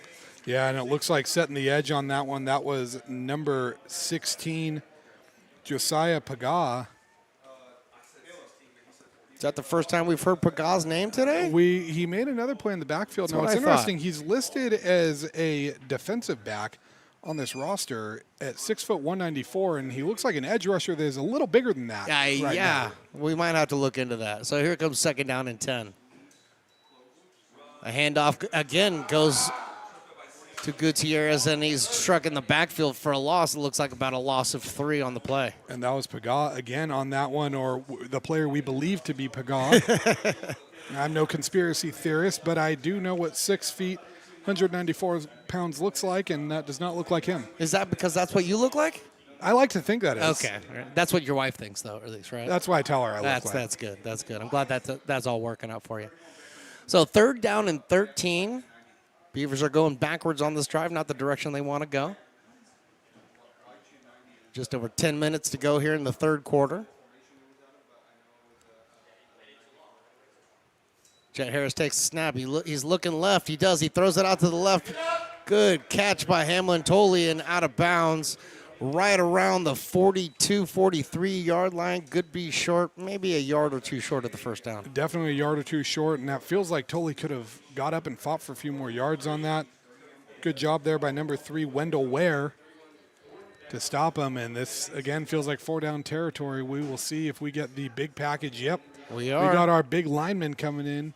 The other one in that package, we mentioned Grover and Chisholm in their 42, which is Gavin Malloy, a name we called a lot last year, haven't called a ton today. Well, Jet Harris is under center.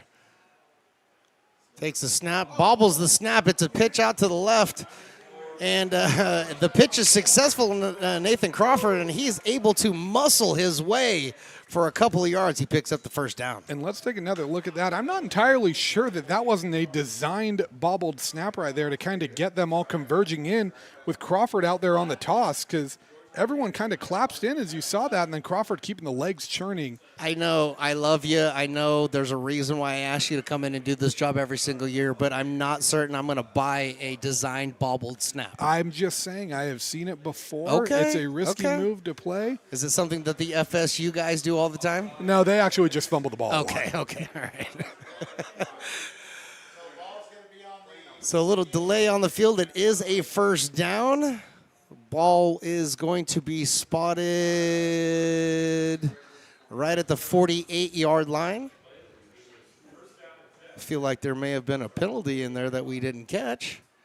But the ball is spotted at the 48, ARC's ball. I think that was about a gain of 5. Okay. So 1st and 10 now, just over 9 minutes to go here in the 3rd quarter. Harris gets the ball. He's looking out left. He throws that ball into the ground. Nobody open. It was a designed rollout to the right, and just nothing there. Yeah, the pressure in there coming from Kevin Watson and Christian Markham off both edges. Just got in his face right away. Nothing there. And we said sometimes the best throw you can make as a quarterback is knowing when to eat a play and throw it away, and I think Harris did a good job of reading that there. Absolutely. So it's going to bring up second down now.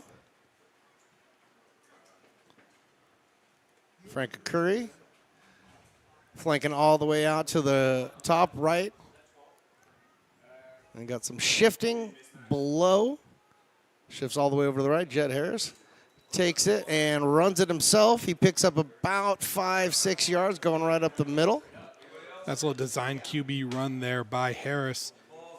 The Beavers really trying to get this O-line going and get some good blocks to get some positive momentum for the run. Feels like they're setting up for either a big pass play or a play action type play or maybe a big run on some misdirection. Noticed quite a bit today that the ball has gone, as far as running the ball, has really gone up the middle. They really haven't run it to the flanks yet today. So wondering if that's coming. 3rd and 7 now. Ball on the 49 of ARC. And Jet's going to take and run with this one as well. He's trying for the first down. He gets tripped up right around the 45, probably at the 44. Looks like they're going to mark him down at the 45. He's going to be a couple yards short of the first down. He ran into a big arm from number 97 there, and I'm not seeing – I'm seeing 97 on the roster. Will Ahomana.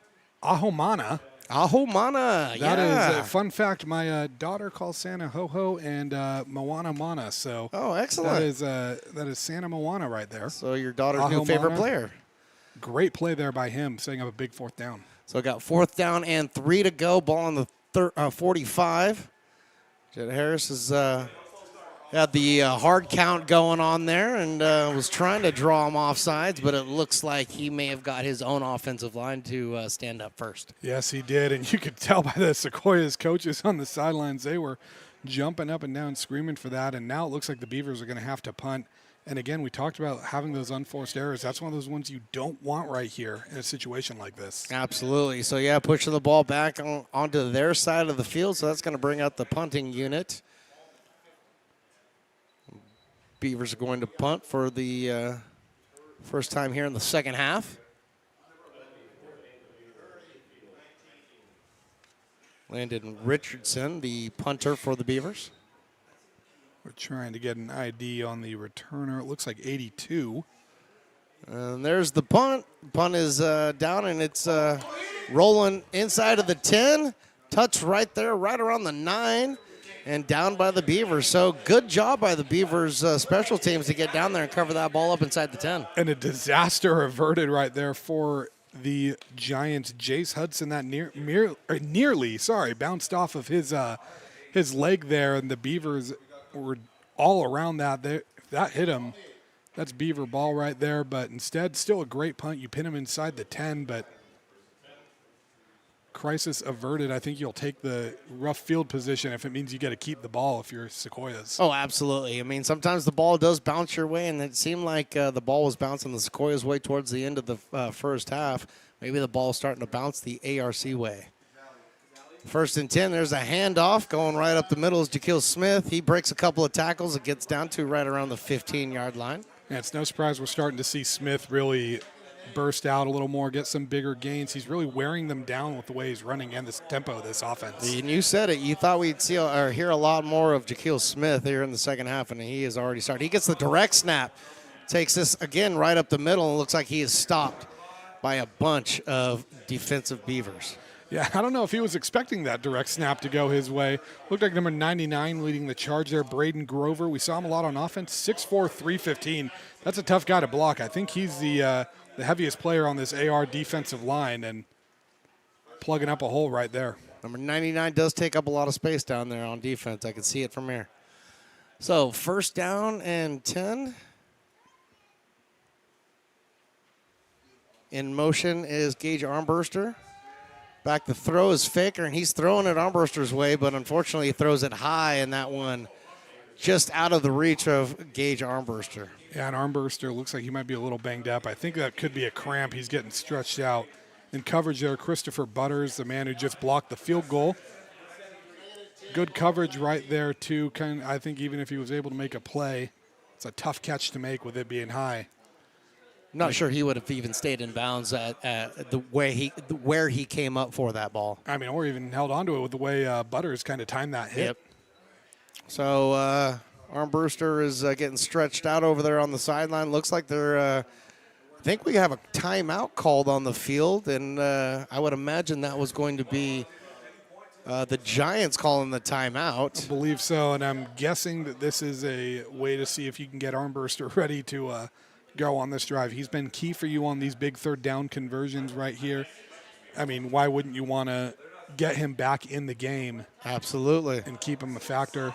And the big one that's going to be interesting to see in the second half is the lockdown corner so far, especially when man coverage, has been Kyle Gerganius. He's made a few plays on some, one-on-one deep balls and jump balls. So I'm interested to see if they kind of really try to pair Gerganius up with Armbruster in this second half to try to limit the damage that he can do. But that also opens up a dangerous weapon in Dante Gentles, who, we've seen what he can do, but he's been kind of silent since that first quarter. Well, I think Gage has taken the majority of the look his way, and I think that's going to open up to something that you just talked about, and I think that's going to have Dante Gentles open a little bit more frequently than we've seen him so far.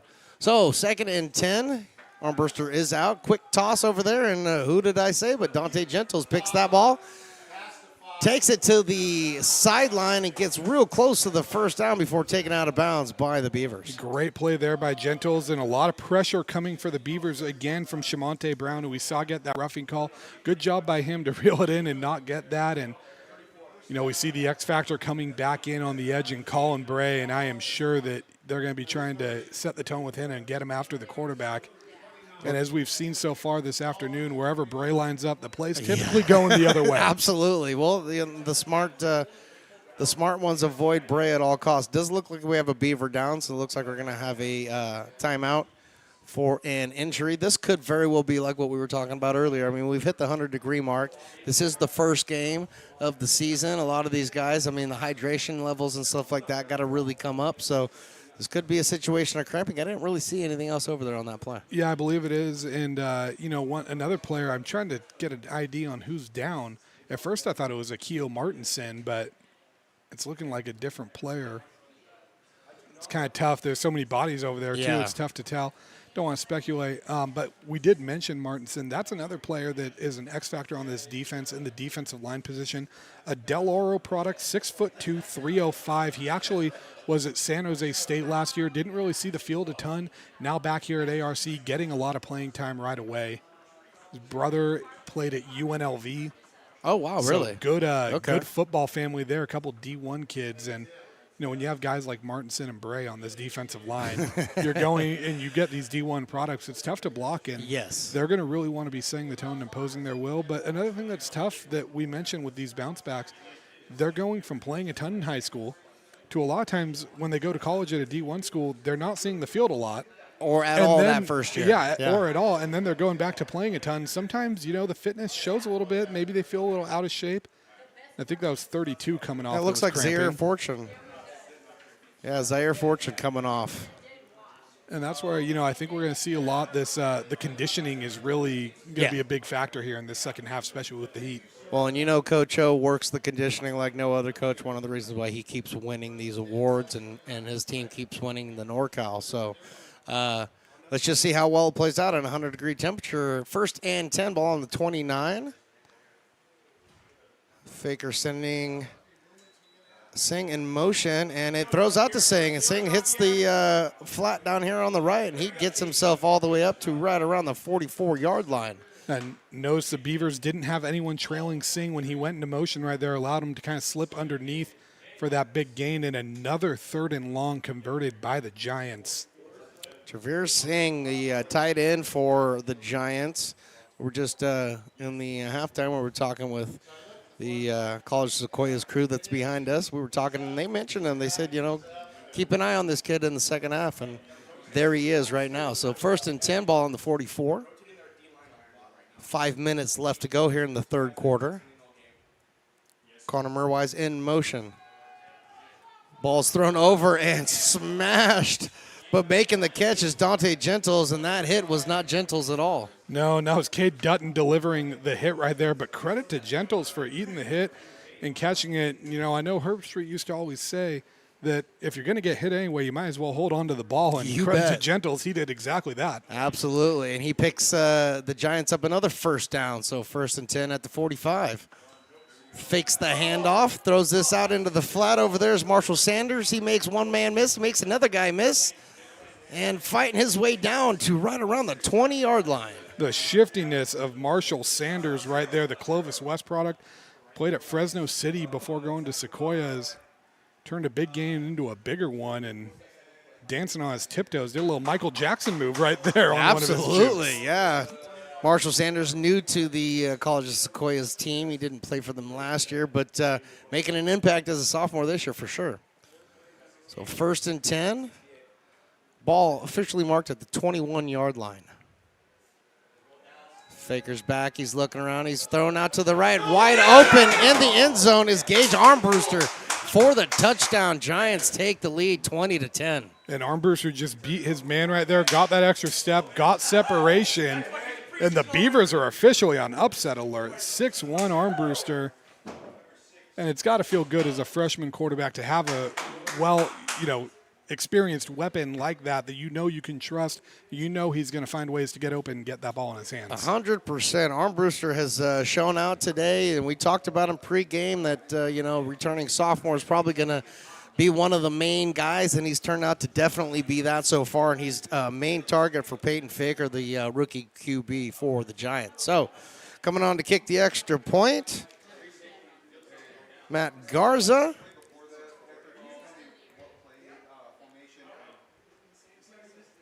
He's made both of them so far. Kick is up. The kick is good, but just barely. Has a bit of a fastball right over the top of the crossbar, but that makes this score 21-10 Giants. Wow. Didn't expect that. 21 unanswered points after that 10-0 lead for the Beavers, and they're searching for answers right now. This drive is going to be huge right here because how do you respond now down 2 scores? You don't want this to snowball, and you don't want a Giants team with all the momentum right now to find a way to keep building this, and you can find yourselves out of this game really quick if you don't take advantage right here. Absolutely. There's got to be momentum grasped by the ARC Beavers at some point in time, and that's not the way you want to do it. You don't want to give up what you gave up and missing the field goal. They're going into halftime and then coming out and giving up a quick 7 to Sequoia.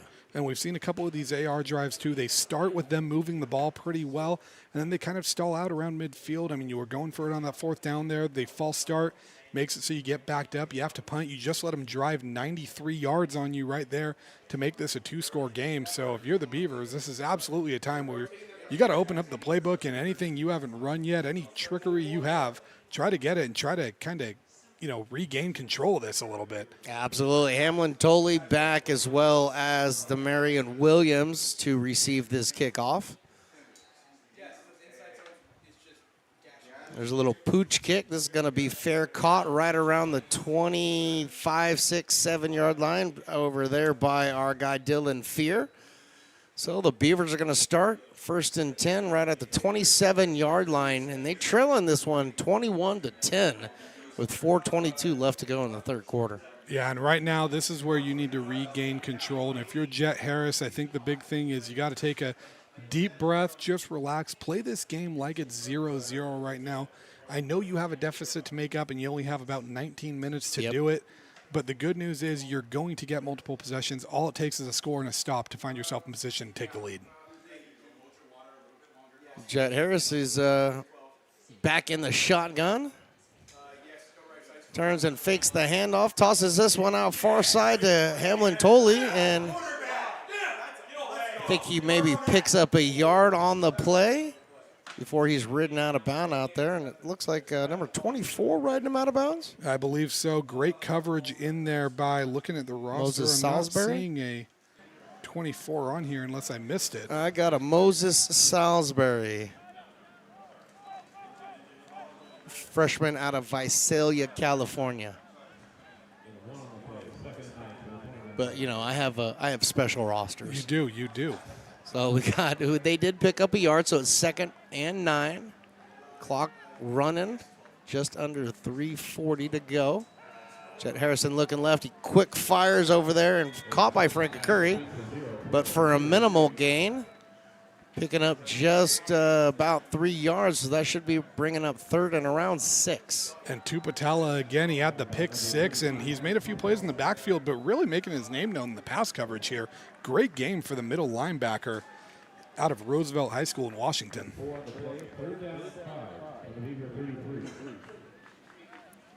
Joshua Firebach has just come in, along with a Curry and Tolley out there, all flanked up to the top of your screen.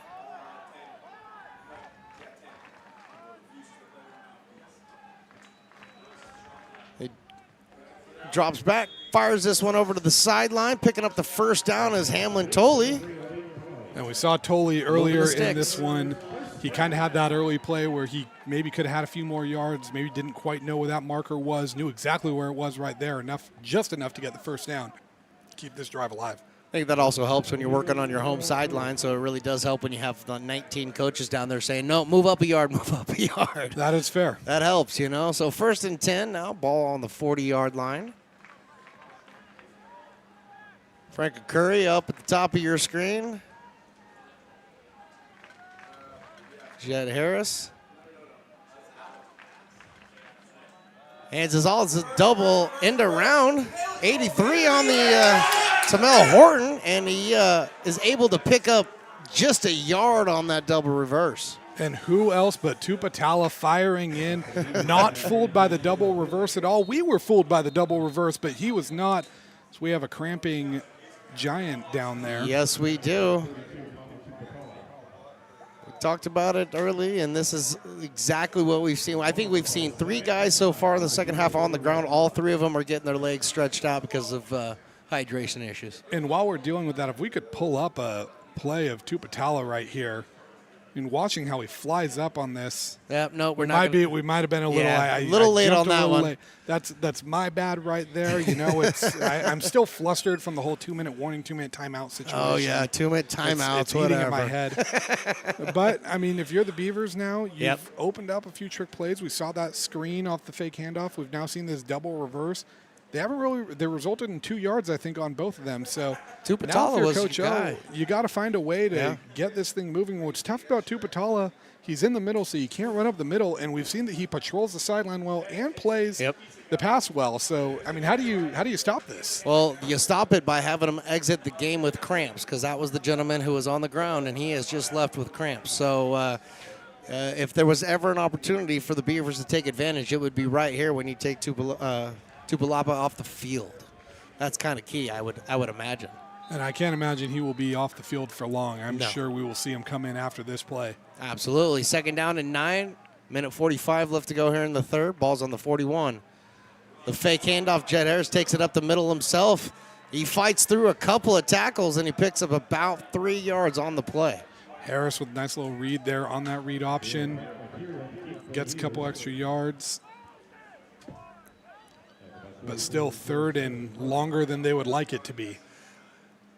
Scoreboard says 3rd and 8. We'll go with 3rd and 8. I actually thought he picked up a couple extra yards on that play, but they marked him right down at the 42. So that will be 3rd and 8.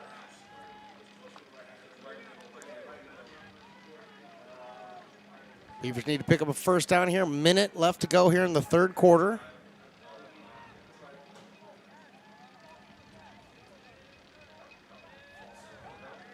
Jed Harris looks back. He fires, and he finds a receiver. Excuse me, I almost said Kate Dutton. Hamlin Tolley picks that one up, makes one man miss, and gets himself out of bounds right at the 43-yard line of the Beavers. Nice job there by Tolley again, knowing where that marker is. I think the Beavers might have gotten away with someone leaning forward a little bit early on that play, but nonetheless, the flag doesn't come out, and the Beavers are on the right side of the 50 in enemy territory now. Beavers don't want any more laundry on the ground, because every time the laundry comes out, it seems to hurt them, especially in the second half here. So, but I think you're right. I think they may have gotten away with a possible false start there. But 1st and 10, ball on the 43, or 43, excuse me. 25 seconds to go here in the 3rd quarter. Beavers trailing by 11. Looking to get something going here. Jed Harris gets the shotgun snap. He's looking down the middle. He throws it. There is just contact all over the place, but no penalty. thrown on that one, and the intended target was Jaden Beeman Santos. Yeah, and I'm okay with the no call right there. I played defense, so maybe I lean a little more towards the defenders. It was good coverage there by Ware. Kind of felt like it wasn't a lot of pass interference, too. I think it's kind of intent to interfere with the receiver. If it's kind of bumping a guy because you're getting into position and making a play, I'm okay with no call. Well, I agree with you on that one. I didn't think it was. I just saw the contact, so it's going to be 2nd and 10. 15 seconds to go here in the third.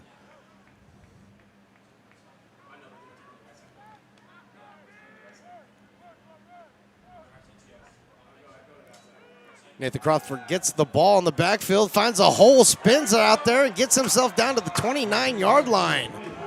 Ball came out, but the ball was down. I believe it was down, and the referees also believe that ball was down. Good run by Nathan Crawford. Yeah, great job by him spinning out. We can take another look here and see if he was down on that play. But really spinning off that contact to get those extra yards, and you can see and gets you 5 or 6 extra yards. Yeah, it looks like that ball came out when he hit the ground, and you could see they scooped it up from right where he went down. And that's going to be the final play here of the third quarter. So we'll come back with the fourth quarter, and the Beavers trailing this game by 11.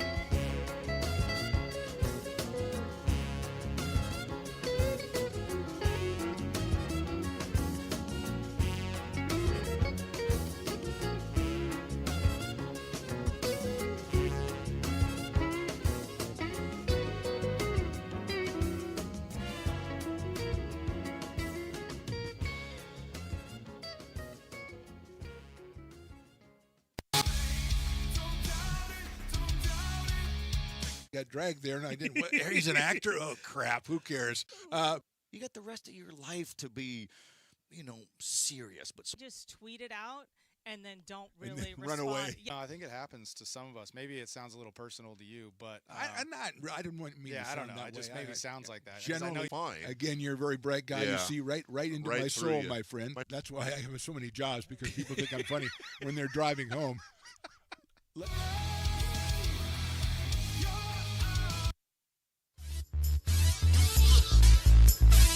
Fourth quarter action here from I almost said it. Fourth quarter action from ARC Stadium. They don't play a lot of fourth quarters at McBean. No, they don't. I didn't say it. Nobody knew it except you. Jet Harris in the shotgun.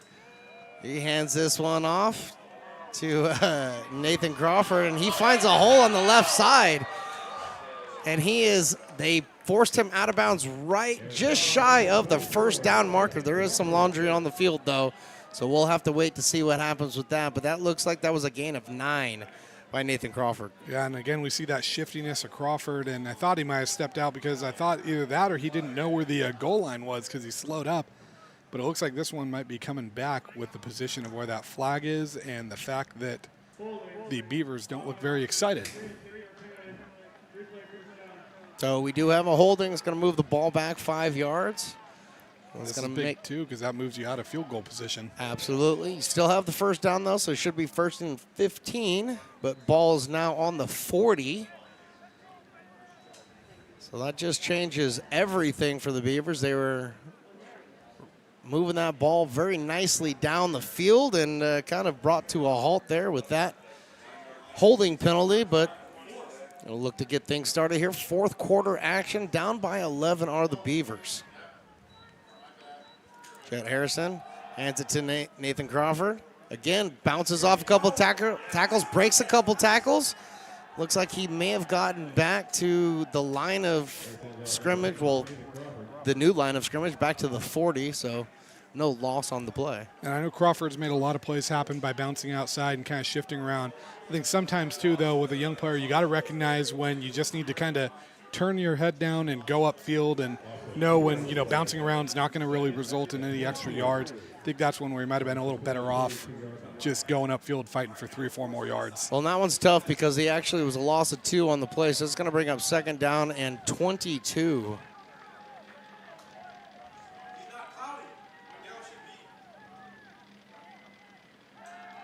Got an uncovered receiver down here, and he does look over the middle, and he does find his guy, and that's Joshua Forbach. And we've waited to see these tight ends get to be a part of it, and finds big Joshua Forbach there for the first down. And we were talking between the quarters, seeing Jet Harris would like to see him get the tight ends involved more, like to see him unleash the arm a little bit more, and we saw it right there. Absolutely, and they're doing the hurry-up offense here. Ball on the 18. Handoff goes to Nathan Crawford, and he picks up about 3 yards. And that's one where, hey, maybe he hurt us right there, because sometimes you see him bounce that out. I think that was a good call to just put your shoulder down and run up, get the positive yards while you can. Absolutely. Zaire Eastman coming in, taking the place of Nathan Crawford. And then also Elijah Gutierrez coming back in. I think that's the first time we've seen him in this half, and I think it might be the first time since the first quarter. Since the first quarter, and actually Eastman, who went running out there, has come running off the field. So looks like Elijah Gutierrez is back in the backfield. He had a nice start to the game. I thought he was running pretty well, but haven't heard his name much since. So 2nd and 8, ball on the 16-yard line. This is a keeper. And Harris is taken down after picking up about a yard. Gets that ball at the 15. Looks like that charge was led defensively by number 41 for the Giants, which is Fahem Bostic, Florida product. And one thing we've seen a lot with this Sequoias roster, a lot of out-of-state guys. You don't always see that in California JUCO ball, but absolutely, it's an impressive thing. Testament to the program and to the recruiting that they're able to do. Well, they specifically went out and tried to recruit a completely new class because they lost the majority of their sophomores last year. So looks like they've done a pretty good job. Here's 3rd and 7. Ball is completed over the middle and dropped. I don't know how it's completed and dropped, but that's exactly what happened there. Frank Curry dropped that ball. That's going to bring up 4th down. It looks like he had it going down to the ground, but the ground causes that. And the Beavers are going to have to settle for 3 here, which we now know is not a guarantee, but a big 3, because if they get this makes it a one-possession game once again. Well, Cam Smith is a tremendous kicker and kicked really well, but I may have jinxed him his last time up there, so I'm just going to let Cam Smith do the talking for the Beavers.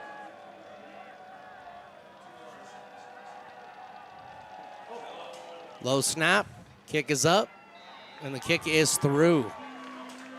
So 11 now to an 8-point lead. Do the Giants have over the Beavers? We do have a flag. And we have laundry, huh?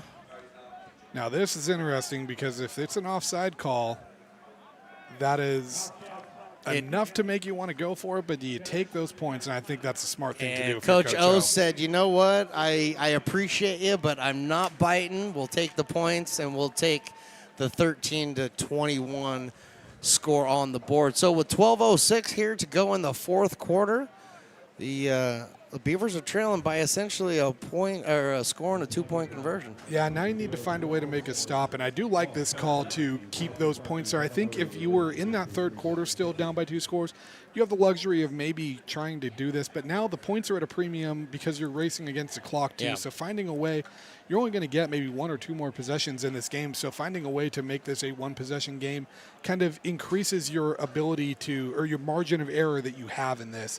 But now again, you've seen your playmakers on defense. You need them to step up right here. You need that big sack. You need to find a way to force a turnover, that big pass breakup, and you need to find a way to get off the field on 3rd down and keep this momentum that you were able to kind of get a little bit of right there. Absolutely. How important do you think that this drive right here is for the ARC Beavers on defense to keep the Giants from crossing even midfield at this point? They got to get some momentum. I think this might be this is probably the most important drive of the game for both teams right here, because if you're Sequoias, I mean, this can really just break their back if you find a way to put points up here. And if you're the Beavers, finding a way to get this ball back, keeping it a one-possession game could really be the difference of winning or losing.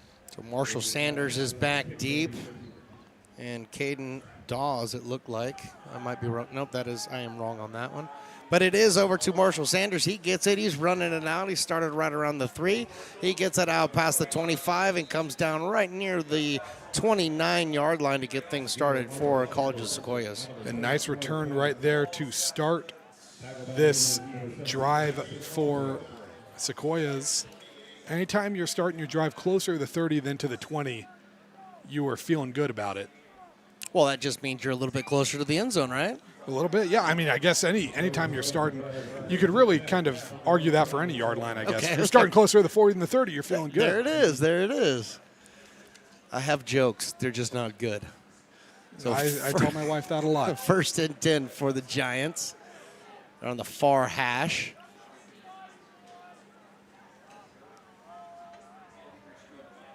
Three wide receivers down here on the bottom of your screen. And the quick pass, but nobody was paying any attention. And he was looking for Armbruster there, I believe. He could have been looking for number 0 as well. Yeah, you had Marshall Sanders down there, you had Gentles, and you had Armbruster, but not one of the 3 guys turned around to pick that ball up. And I really think that, that's kind of the second time we've seen a game or a play where 2 guys were in the same spot, and maybe one of them probably shouldn't have been there. Yeah, the last time it happened, it went through 2 receivers' hands, in and out of their hands, and dropped a touchdown pass potentially for the Giants. So we got 2nd down and 10. 12 minutes to go here in regulation. Marshall Sanders goes out in motion. And that ball is tipped at the line and goes incomplete. Connor Merwise was the intended receiver there.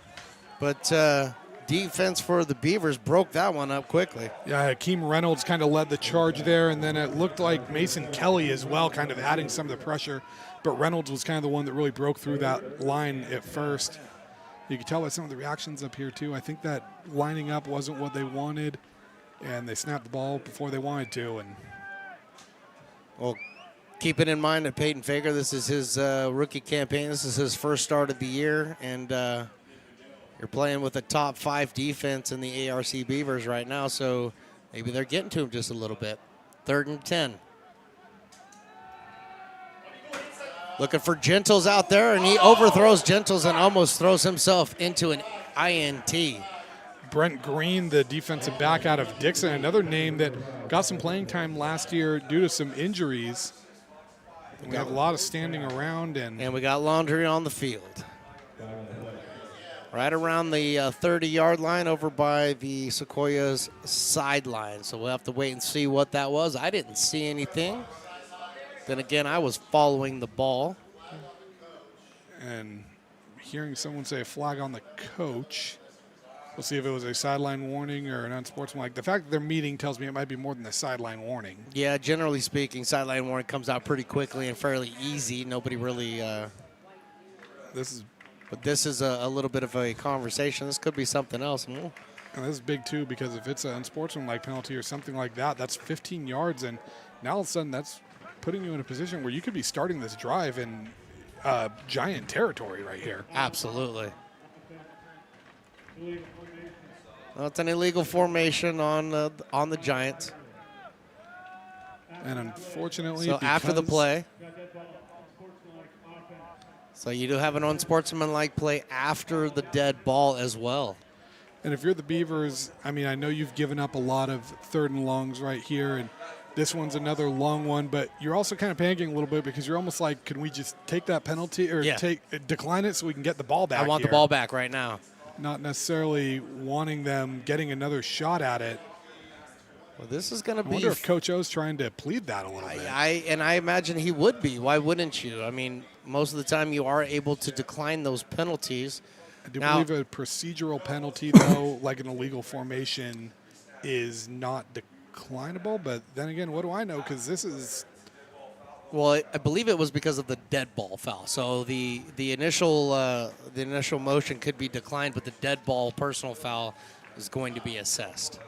And that's what I'm hearing up here in the booth. That's what we're kind of seeing down there on the field. But that's going to, regardless, going to bring up 4th down. Oh, and he finally does. He declines the, okay, here we go. So he's declined the motion. They are tacking on the personal foul.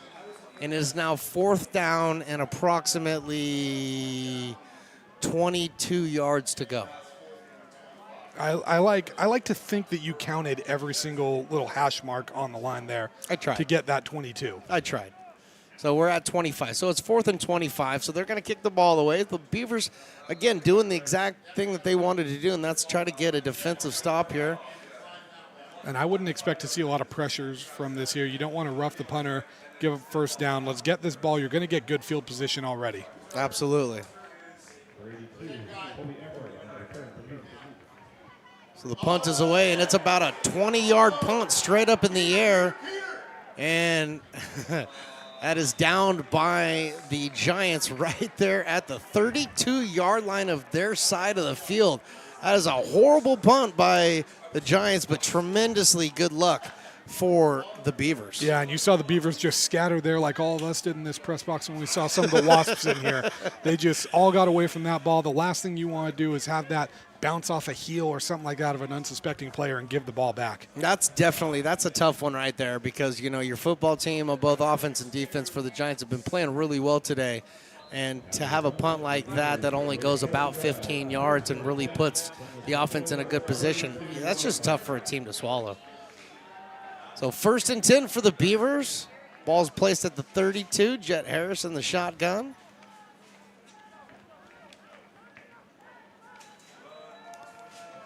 Got a run down here to the right side and a break in. A couple of tackles by Nathan Crawford, and he's able to pick up, let's call it 1. Yeah, a couple Giants came flying in there, and Crawford was able to be shifty, and it looks like we've got another cramping situation. That looks like Crawford, actually.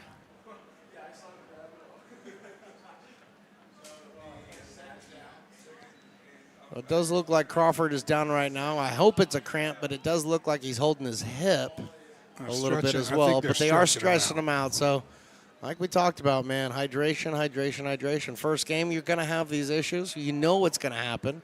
But that's why they have the depth that they have. Hakeem Anderson, Zaire Eastman, Nathaniel Crawford, Elijah Gutierrez. They got other guys too, Brandon Ward, Jordan Caffrey, and Caleb Hill. They got a lot of depth at the running back position this year. And if you want to know how good the depth is at the running back position, Nathan Crawford was a starter at 12 Bridges their first 2 varsity seasons. His backup was Braden Ward, and Braden Ward came in and just set the world on fire last year. I think he had close to 40 touchdowns. He was one of the state's leader in rushing yards. Really helped will that team to a NorCal title and state championship game. So that goes to show how good the depth at running back is here, is that Braden Ward is a guy that we haven't even seen come in yet. Not yet. And he's backing up guys that are doing what they're doing out here today. So that's a credit to the recruiting that we see, and I think we're going to continue to see that type of talent here at this level of football, because with the new NCAA rules where player or eligibility in JUCO doesn't count against your NCAA eligibility. We're going to see a lot more talent starting to come. Transfer portal, schools are getting guys that are a little more proven, so maybe some of that D1 caliber talent's going to the local community college instead of going on to D1 schools. And we love to see it here. Just really quickly wrapping that up, Hamlin Tolley was the injured Beaver that came off the field, so it was not I don't know who I said, but it was it was Tolley who ended up coming off. So, 2nd down, 9 to go, ball on the 31. Judd Harris has thrown this one in the middle, wide open, and unable to secure it is Demarion Williams. Demarion was wide open. There was actually 2 guys over there. There was Frank Curry also, but Williams was there. He had the opportunity, and it looked like the ball went right through his hands. And if we take another look at that, it looked like Williams and Curry were both right there, and he's going to want this one back. It's like he split both of them. Both of them beat their defenders, and it's like neither of them knew. I don't know if he was going for a Curry or Williams right there, but it ends up landing in no man's land. That's a tough one for the Beavers right there. They got third down, 9 to go here. Got to get to about the 22-yard line to pick up the first down here. Jet Harris steps back, is looking to throw the ball, finally does throw the ball, and then he throws that one low and incomplete. Unable to secure that one is, does that say Saheed Polite? I believe that was Eric Phillips right there that he 16? was looking for. 18. Oh, 18. All right. That makes more sense because Saheed is a defensive back, but defensive backs, they can play wide receiver, right? I mean, we've seen stuff like that. It's not the most uncommon thing in the world, but this is another interesting situation. I think you have to go for this right now to the Beavers, and it looks like that's what they're doing. They have to go for this one. There's only just under 11 minutes to go in this one. They're trailing by a score and a 2-point conversion right now, so they got to make something happen here on 4th down. And I hear the whistles blown. I see some laundry out there. Then we got a delay of game. And that's what you don't want now. You're already at a 4th and long. Now you're at a 4th and longer, and you're still in a situation where you need 4 down territory. And this opens up what you can do a lot more if you are Sequoias on defense, because you don't necessarily need to just stop them from getting to the sticks. You can start trying to gain some yardage back. There can be a big difference between 4th and 9 and 4th and 14, and we're about to figure that out right here. Ball's on the 36. Jet Harrison, the shotgun, gets the snap. He's looking up top, and he lets this ball rip, and there he's got a man open up top and broken up nicely by the College of Sequoia Giants defender over there. Cannon Coffee right there getting a paw in there. Let's take another look at that. Great timing on this, a great read. He had him beat, and you just see Coffee come in right here with that mitt, batting that ball away, taking away a first down. And Sequoias with a massive, massive stop. A giant stop, A giant stop, some might say. Sequoia is, they pick up the ball. The Beavers turn it over on down, so it's 1st and 10 for the Giants at their own 36-yard line. Peyton Faker back in there, the freshman. 6'5" freshman. He definitely stands out back there. Ball's handed off to Smith, and he goes right up the middle with it, and he picks up about 4. And this is where you turn a guy like Smith loose and basically say, put the nail in the coffin right here, try to pound them into submission, and I expect that we're going to see a little bit of that on this drive. Well, the Beavers do have 3 timeouts left to go, but time is against them now, so definitely this is an important stand for the ARC Beavers defense. Rolling out to the right and throwing is Faker, and he throws that one incomplete. Marshall Sanders unable to hold on to that ball. Looked like he had it in his hands when he went to the ground, but the ball came out incomplete. Yeah, and the everlasting debate of what's a catch and not a catch, but I think the ground kind of jarred that one loose. I don't think he fully had control of it. Good play call, though. They put Singh in motion. Remember last time they did that, they got him the ball, and I think the Beavers honed in on that, which opened up another man for the Giants there. So Peyton Faker's got his guys in the huddle. And they break the huddle. Flaring out is Marshall Sanders up top. And going in motion is Javeer Singh. Faker rolls out and throws, throwing all the way down the field. Beautiful catch by Dante Gentles. That was an absolutely gorgeous over-the-shoulder catch over the defender to stay in bounds and move this right into ARC territory. And I think they're going to go with a hurry up here, so I don't think we'll be able to take another look at that. But what a play right there. That was a huge one right there. They're setting up, and looks like an injured player on the field. But great coverage there, too, by Jamari Gentry, and an even better ball by Faker as he finds Gentles for a big gain. Absolutely. Beautiful catch by Gentles. It was a nice route by Gentles, but I thought it was fairly well covered by ARC, but it's just a better throw by Peyton Faker. Yeah, and sometimes you got to tip your cap to the other guy. There's not a ton that you can do when you're in great coverage like that, and a great ball by Faker right there, rolling out of the pocket, facing some pressure. I tell you what, this guy's not playing like a freshman. No, he is absolutely not playing like a freshman, and we were talking about maybe him having a little bit of the pressure get to him in the second half. You got a little bit of a lead. You're playing a top right now, ranked 5th in the Big 8, right, against ARC. So you thought maybe that would get into his head a little bit, or it has not seemed to fluster him one bit today. Yeah, it's a tall order to go on the road against a state-ranked team, especially. I mean, I know Visalia's in the Valley too. They get some heat too, but on the road, 3-4 hour trip, and he's making the most of this opportunity. He's looked good so far, and if you're College of Sequoias, you are excited about what you have seen from Faker today.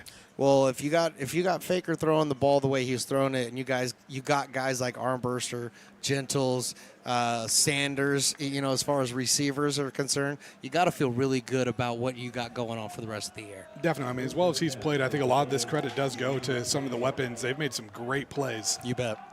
So 1st and 10 here, 9:43 to go here in the fourth quarter. Giants are leading this one. Ball's on the 28-yard line. Turning hands off to Smith, and he runs up to the right, runs into some Beaver defenders and picks up about 3. I think they're going to rely a little more on Smith now, too. Remember, a field goal makes us a 2-possession game, so these couple yards matter because at this level, 40-something yard field goal isn't necessarily a guarantee. The Beavers, you can still salvage this. So 2nd and 7. Faker in the backfield with Smith. Looks like he's dropping back to pass. He does pass, and he had a man wide open, but threw it behind him. Wide open was Singh over there on the right side, right around the 10-yard line, but he just threw it too far behind him. Yeah, and Christopher Butters coming in, blitzing from the corner position right there. I think he made Faker throw that ball a little earlier than he wanted to. He had the man wide open, but that pressure, I think, kind of got to him a little bit there. So feeling the pressure and releasing the ball a little bit late is Faker, so that's going to bring up 3rd down and 7. 9 minutes to go here. Beavers defense needs a stop. They bring the blitz package and the dump off from Faker, and there's a completion, but a loss of 1. Completion was good to Jaquil Smith, but he was unable to get anywhere with it. Yeah, and that pressure was coming up the middle. That was brought on by Hakeem Reynolds. He's timed that perfectly. Then Mason Kelly with the tackle, but that play was really made by the pressure that Reynolds was able to provide up the middle. I'll tell you what, edge rushers are a big thing, but being able to find a guy that can get you that interior pressure, that can fluster a quarterback a lot more than a guy coming off the edge. And you absolutely saw, and you saw it right there. I mean, when you got some guy 6 foot, 200 pounds flying into your face, you're going to think twice about it, I guarantee you, and he absolutely did there. So we are not going for the field goal. They're going to do the short punt, and it makes sense to me with the distance that they've garnered so far in the punting department. So this I don't think this is abnormal. Yeah, and I think this delay of game might be an intentional delay of game to give them a little more room. When it was where it was earlier, I was thinking at first maybe this is a situation where you want to see if you could get them to jump. See if you can maybe get them to jump or see if you can run a fake. But now with where you're at, I think this is going to be a punt and try to pin them deep and force them to go 90-something yards to tie this game. I guarantee you that right now Matt Garza is trying to get this ball a little bit further than he got it last time. Net yardage on that last one may have been 18 yards. So great, great movement by the defense for ARC, getting all the way up in his face. But the ball goes into the end zone, and that's going to come out. And the Beavers are going to have a fresh set of downs here with 7 minutes, 56 seconds to go here in the 4th quarter. And I don't know what was more impressive on that last punt, the fact that Garza got that off with the pressure, the fact that no Beavers touched him for a penalty, or the fact of how close that got to the goal line with the backspin on it. I mean, that was an inch away from being one of the best punts you could have possibly had. He very well could have had them down inside of the 1-yard line with that kick. Unfortunately, it did cross the goal line, and but just barely. It was a good kick. Definitely an upgrade from the last one. And, I mean, you're still asking this Beaver offense that's been stagnant in the second half to go 80 yards. Yes, you are. And they are about to do that right now with Jet Harris in the shotgun. Got a Curry in motion. And this is a flip out to a Curry, but he is hit right at the line of scrimmage. No gain. And I sound like a broken record, but Pana Tupatala again flying up. He's been tremendous in pass coverage here. Read that perfectly, saw the man in motion, and flew in to make a play, pinning his ears back. Another great play from the linebacker. He might be working his way up. I know we already gave him the All-State, All-Hands play of the game, right? He might just be the player of the game. I mean, what's so impressive about him is he's able to cover guys in the passing game, but the way the physicality and tenacity he plays with on the defensive end, too. I mean, he's really just been a menace and a headache for the Beavers today. It's been impressive to watch for sure. Now ball moved over to the near hash. Beavers 2nd and 10. They got 80 yards to go to try to get themselves right back into this game. Jet Harris takes it, throws this one, and he's got a receiver, and they've got feet tangled all up over there, and there's some laundry on the field. Demarion Williams, the wide receiver, the intended target for Jet Harris. Yeah, and they're going to get Cassidy Bowling Banks for a bump here. We'll take a look at this play. But when that ball was in the air, he gives him just a little nudge that I think caused these feet to get tangled up right here. It's not a ton, but enough contact to draw the flag, especially as that one goes incomplete. I guarantee you the Giants sideline does not agree with that. They were jumping up and down when that laundry came out. But you saw just the push on the shoulder. I think that was enough to get the call. And that's a big one, too, because that is going to give the Beavers a first down, and you'll take the free yards where you can get, especially when you're completing passes for 0 yards because of the linebacker play from Sequoias. Absolutely, yeah. Unable to complete passes right now, but they are moving the ball downfield. They'll take the free 15. They got 1st and 10 at the 35 now. Just under 7 minutes to go here in regulation. Jed Harris looks like he's going to try to run, and he does, but he kind of got stonewalled up against one of his own linemen, and then falls down and picks up about 3. And he had a big hit right there from Christian Markham, who came kind of flying and hit him from behind. He's able to fall forward, but you don't love seeing your quarterback take a shot like that. Jed Harris, the clock continuing to run. It's not in the Beavers' favor here. And you don't necessarily need to be running, but you need a little sense of urgency here because you might not get that many more chances. 2nd and 7. Looking left, here comes the rush, and he's asked to get rid of that ball and get it out before he takes a sack. And a good job there. I think they were trying to let that play develop a little bit more, but good coverage right there. And Harris is able to get that ball away, live to fight another down, but now 3rd and manageable, but 3rd and not what you wanted, we'll call it. Yeah, 3rd and not what you wanted is exactly what I would go with there.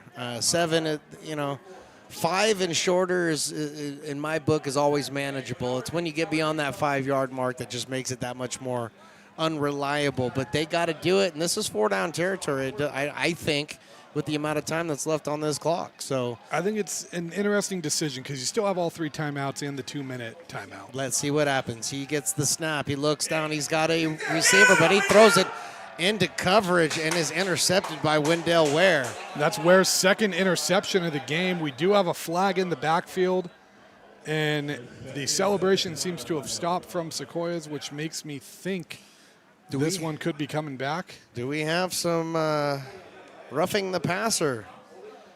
The flag came out in that backfield in that area. I'm not certain, though, as to what the call might be, so we will wait for...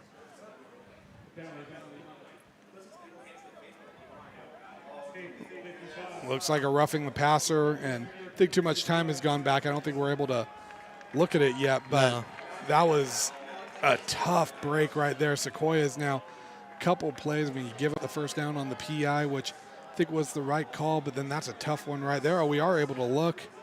Coming in, I mean, had to be something. Had to have been after away the from the after the ball was released. Maybe a block that shouldn't have gone, but that would have been after the pick. But the Beavers get it, and they'll take it. 1st and down with the ball on their 47 now with 6 minutes to go here. You have to capitalize on the free yardage here. Still looking for a completion here in this drive. A run down there by Nathan Crawford, able to pick up a few yards. Given where that flag sailed in from, let's give a compliment to that referee's arm because he's still got it, but given where that went in, where the run ended, I'm going to guess that we got a hold there where a block was, and this one might be coming back. We also have a guy down. That's Wendell Ware, defensive back for the Giants.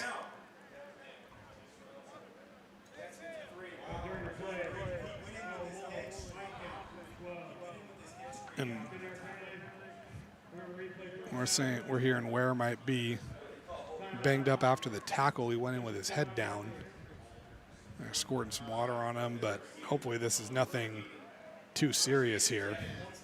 Yeah, Ware's had a great game so far. He's had a great game for the Giants so far. It's looking like it might just be a stinger the way he's acting. Yeah. Now he's taken the water bottle himself, so I think he might be all right. So, all right, well, it's good to see him back up and on his feet for everybody involved. Always want to see everybody from both sides of the teams to start and finish the game healthy. Absolutely. And, as much as we've talked about Tupatalo, Ware has been really a dominant force in that secondary. And that 6'3" frame, again, it's almost like having a receiver down there with a defensive mind. He had the interception on the tip with the long return. He Almost had an interception there before that one gets called back. So this would be a big piece of their secondary that they're missing if he is out even for a couple plays. Well, the secondary definitely looks good for the College of Sequoia, and I'm not sure that they knew what they were going to have with the amount of freshmen that they had coming in this year, but I think they've got to be really pleased with what they're seeing so far. So should be first and 11. Zaire Eastman is in there. Hand off to Eastman. He's taking the ball. He's going to run around the left side, and he finds himself a little hole, picks up about 5. And that's why you want a little change of pace guy like Eastman. He gets a stiff arm, puts a shoulder down, keeps those legs of Crawford fresh, and a nice little change of pace. But look for him to make the most of his opportunity. 5'7", 175. He can hide behind a line. That's small and shifty. That's what I was just about to say. 5'7", 175, man, you can kind of sneak in through the holes back there. I like that. So, yeah, it was really nice to see the change of pace. And Zaire coming out. And looking at the spot. Yep, so 2nd and 5.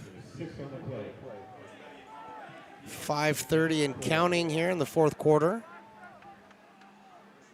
Some big shifts at the line, and looks like there's going to be a timeout called, and there is a timeout called by the College of the Sequoias. So they're going to take a quick timeout, and we're not. We're just going to sit right here, and I'm going to talk to Jordan and be like, man, you didn't expect this after halftime, did you? You didn't expect this, but what a game we've got. I mean, this is, 3 years in a row now we get a barn burner. Absolutely. On opening night. I know the first year we got the Beavers kicking a 50-something yard field goal that bounced off the crossbar and whatnot to win. Last year you get the stunner. I believe it was Fresno City came in here. That's right. And stunned them on opening weekend. Now Sequoias with a big upset bid right here. And I'll tell you what, maybe an upset in the rankings, but you watch this Sequoias team play from their quarterbacks to their defense. I mean, this is a Sequoias team that's ready to make some noise. Oh, absolutely. And I think you talked about it earlier. I think we've talked about it several times. The recruitment that the Sequoia did this year in bringing in so much talent from all over the United States. I mean, they didn't stick to just Central California or Southern California.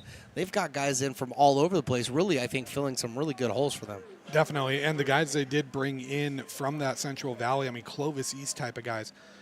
Tulare Union, another great program down there. Central East, a lot of these programs that consistently produce great players, they're keeping them home, and that's huge. Well, they're loving playing right now, and they're happy with the 21-13 lead. Here we go. Ball's on the 43.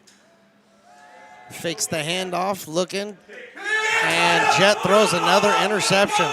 And who gets the interception? What a play. Kana Tupatala. You'd think with how many times I've called his name, I don't get tripped up over it, but Tupatala, another pick. Let's take another look at that right here if we are able to. Again, just reads this one perfectly, jumps in front of that ball, and then another long return for him.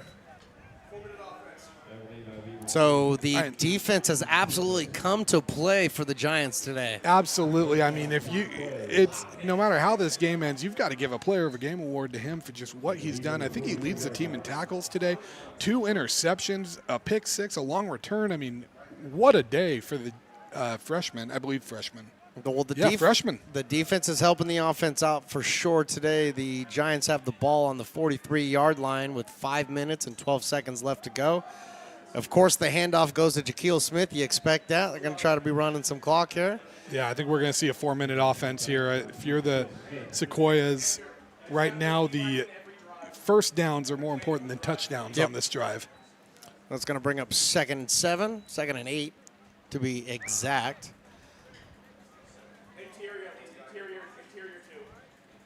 Baden Faker coming back from the sideline where he picked up the call from his head man over there.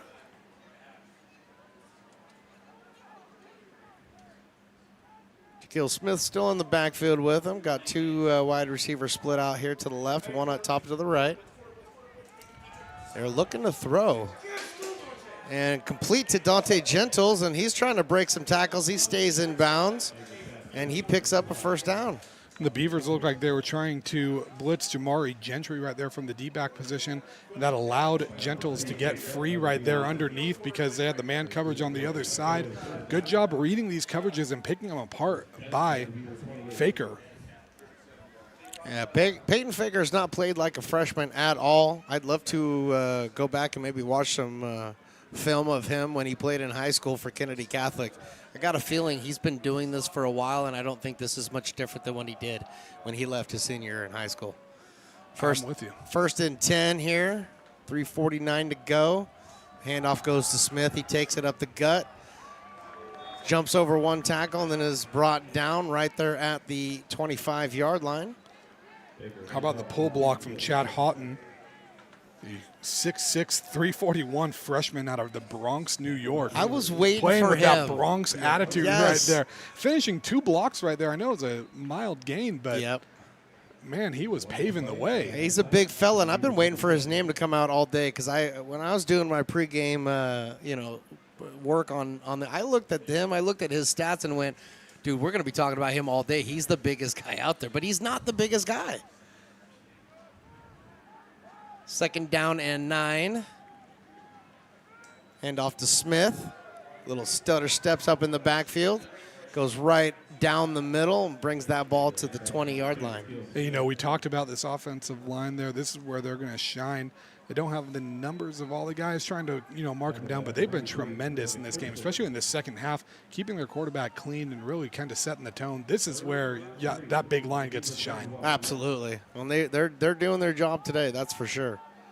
I'm wondering how many of those guys are freshmen. 3rd and 3. So Laundry hit the field, and then somebody hit my ears so hard I still can't breathe. But it's all good. The whole thing shakes, just so we know. But, yeah, regardless of what happened, we got Laundry on the field, offsides on the defense. So it worked out. It actually worked out. I think they were hard counting, see if they could get the free yards, and that's where you got to be disciplined right there. If you're the Beavers, an unforced error that you didn't need to make. And, I mean, there's a world where you may not get the ball back here if you're the Beavers, or you might get it back down 2 scores with the game out of reach. Well, we're just about to that 2-minute timeout thing that we talked about earlier that you don't like so much. But ball on the 16. And it looks like Faker, he didn't want to fake that, but he ended up faking it, and he is tackled. And it looked like he was down before that ball came out, but even if it didn't, it was recovered over there by the Giants. Yeah, Faker faked himself out. Let's take another look at that. I think that ball, you're right, he did pop out afterward.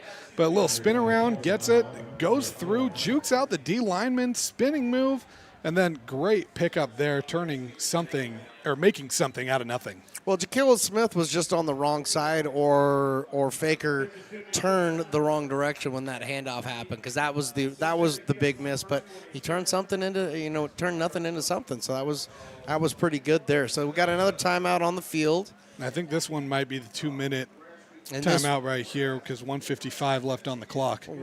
So we are at and we are keeping the Glenn clock at 1:50. I was wondering if he was going to roll it back 5 seconds to the 2 minutes. So we're going to keep it right here at 1:55. And, boy, I think we kind of need to catch our breath. We're going to take a real quick break. We'll be right back after this. The Beavers are trailing this one 13-21 with 1:55 left to go. Hi, I'm Jessica. And I'm Miller. And we'd like to invite you to come see all that Miller's Ace Hardware has to offer and to give our happy and helpful staff a chance to earn your business. Whatever project you're working on, from lawn and garden to home repairs, you'll find everything you need at the new Miller's Ace Hardware. Power tools from the best name brands, and one of the largest selections of barbecues and barbecue accessories featuring brands like Traeger, Weber, and Big Green Egg. All right, so the 2-minute timeout, I'm using air quotes, is done now. 1:55 left on the clock. 2nd down and 7. Ball on the 13-yard line. The Giants are driving. Smith comes into the backfield. Faker looks. He actually is going to throw that. Throws it into traffic, which I'm not sure he really wanted to do that, but it goes incomplete. In and out of the hands of number 45, Alec Hahn, the tight end. We can credit that incompletion to the pressure applied by Bray there. Gave him a little bump. I think Faker wanted the flag there, but I don't think it was quite late enough for it, and threw that into a lot of traffic, and the Beavers almost got bailed out right there because that bounced through, I think, a couple sets of hands and could have very well ended up snagged by a blue jersey. Absolutely. 2 timeouts remaining for the Beavers. 3 timeouts remaining for the Giants. Ball's down there at the 13-yard line. And I brought up the timeouts because I knew somebody was going to call a timeout. And timeout is being called by the Giants, so we'll just keep it right here. Looking up at that score, a minute 50 left to go, 13-21. Beavers are down. What do you got to do, Jordan, if you're Coach O on the sidelines right now? What do you got to tell these guys? How do you get them, how do you keep the score right here? Well, I think the biggest thing right now is don't allow a first down. You got to think they are probably going to keep this on the ground because if you're Sequoias, I think the message is don't be crazy, right here. Just be conservative because a field goal makes this a 2-possession game. So the biggest battle right now for the Beavers is they're going to be conservative. They're not going to take a risk. So you need to find a way to make a play right here, get this ball loose somehow, get something going, or make it a tougher field goal than it needs to be. And then, when you get into this field goal, do whatever you can. Try to ice this kicker, bring pressure, see if you can find a way to get out of this with a 1-score game because a field goal here effectively ends it. Well, you heard it from the football guru as far as Stone's Broadcast Networks is concerned. That's Jordan telling us exactly what needs to happen here, and I think you're probably right on the money with this. But I am interested to see what they do here on this 3rd and 7 call. And it's a pass. And it's a pass, and that's in there for what could be a first down. Marshall Sanders with the beautiful hands grab. And he hits the turf, and I see a 4th down marker just flipped up over there on the sideline, and I'm waiting for somebody to tell me otherwise. I think they're going to measure this, but if that's a first down 1, that is a gutsy play call right there from the Giants, and it paid off in a big way if this ends up being a first down. And if it's a 4th down, you have an interesting decision here because, again, I like the aggressive football. I like the smash mouth style. And like I said earlier, if you can't get a first down on 4th and 1 or less, you didn't deserve the football in the first place. But with where you're at on the field on that hash mark, that's a tough kick to kind of swing around for a kicker, especially with a right-legged kicker. Mm-hmm. And I think there might be an avenue to where you look at going for this instead of kicking a field goal, even if you know that it's going to be a 2-possession game, because if you shank this field goal, and it's a tough one to make when you pull like that, you could be in some trouble. And, going for it might be the smarter choice. Well, and all depends on where it gets marked, right? So if because if you come in, you kick a field goal, you're moving seven yards back from that spot at least, right? It looks like he is going to be a little bit short. He is a couple of inches short. Oh, he's calling it 6 inches short. I'm calling it 3, and I'm not even down there. Yeah. But he is so close to having the first down. So you're right. This brings up a very interesting call, and I kind of I'm always been along the lines of you have the lead and you're this far down, you go for this on 4th down. Even if you don't get it, you've now pinned them with 97 some odd yards to have to travel to get that score and 2-point conversion. I'm with you. I think in almost any other situation, you are kicking the field goal here, making this a 2-possession game. But the angle of this field goal, the fact that you have a right-legged kicker, and with how short this is, I think this is one of those gambles that you got to take, because I think at the end of the day, you get this first down here, this is game over with 1 timeout left. And I think your offense has shown you already this game that you can trust them on these short yardage ones. And so I think it gives you even that much more confidence if you're the Giants to go ahead and go for this. And I think the big thing, too, you mentioned, too, a new offensive coordinator for Sequoia. So great chance for him to showcase his abilities right here. Show that you trust your guy and let them go for this. Yeah, we haven't mentioned Eric Marty since the pregame, but new OC for College of Sequoias, and I know he's very well known in the high school football realms and in the college realms, and even some at the pro level. So, you can tell that he's made an imprint on this game and on this team already this year. So, looks like they're I don't see a kicker out there, so it looks like they're going to be going for it. We still have conversations with the referees and the coaching staff for the Giants over there on the sideline. But it looks like everybody's finally gotten the information that they were looking for. And the other thing, too, here, if you're the Beavers, even if they're lining this up, they could very well just be trying to get you to jump off sides. And the last thing you want to do is give this game away because you jumped off sides because you got overly eager. So the biggest thing right here, too, is you got to get your timing right to jump this snap and stuff them. But you also can't be too excited and go and cost your team this game. Absolutely, because you only have the one timeout left as well. So no matter what you're doing, you're probably burning your timeout here, and it's going to leave no timeouts for the rest of it. And we got a quick run-up snap, and looks like Peyton Faker is able to go over the right tackle. And let's see where they mark it. It looks like the line judge is on the line. It looks like they've got the first down. Yeah, Peyton Faker surfing and riding the wave of his offensive line right there for what should be a first down and the nail in the coffin of this game. Colin Bray seems to be pointing the other way, but... And that is going to be a first down. So it's 1st and goal for College of the Sequoias, and that's going to pretty much put a big, beautiful bow on this game for them. I know ARC does still have their one timeout left, but clock is running. And we'll see if Coach O even decides to use it or... Well, under 90 seconds here now. We got a taking a knee, and Coach O does use that last timeout.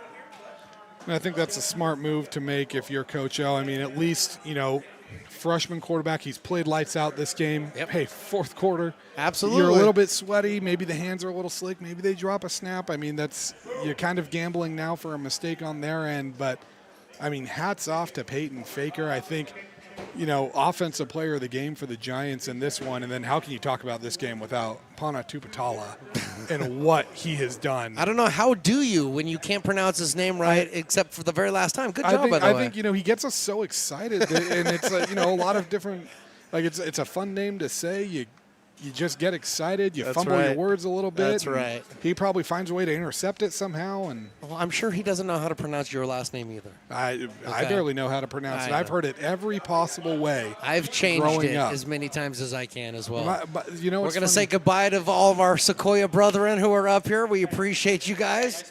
Nice meeting you all. I love that. Around the world, we got the confirmation. So I love it. It's impressive to be able to. They were announcing something, but. Yeah, I heard something being announced, and then I heard nothing. And. 120. So 120 on the game clock.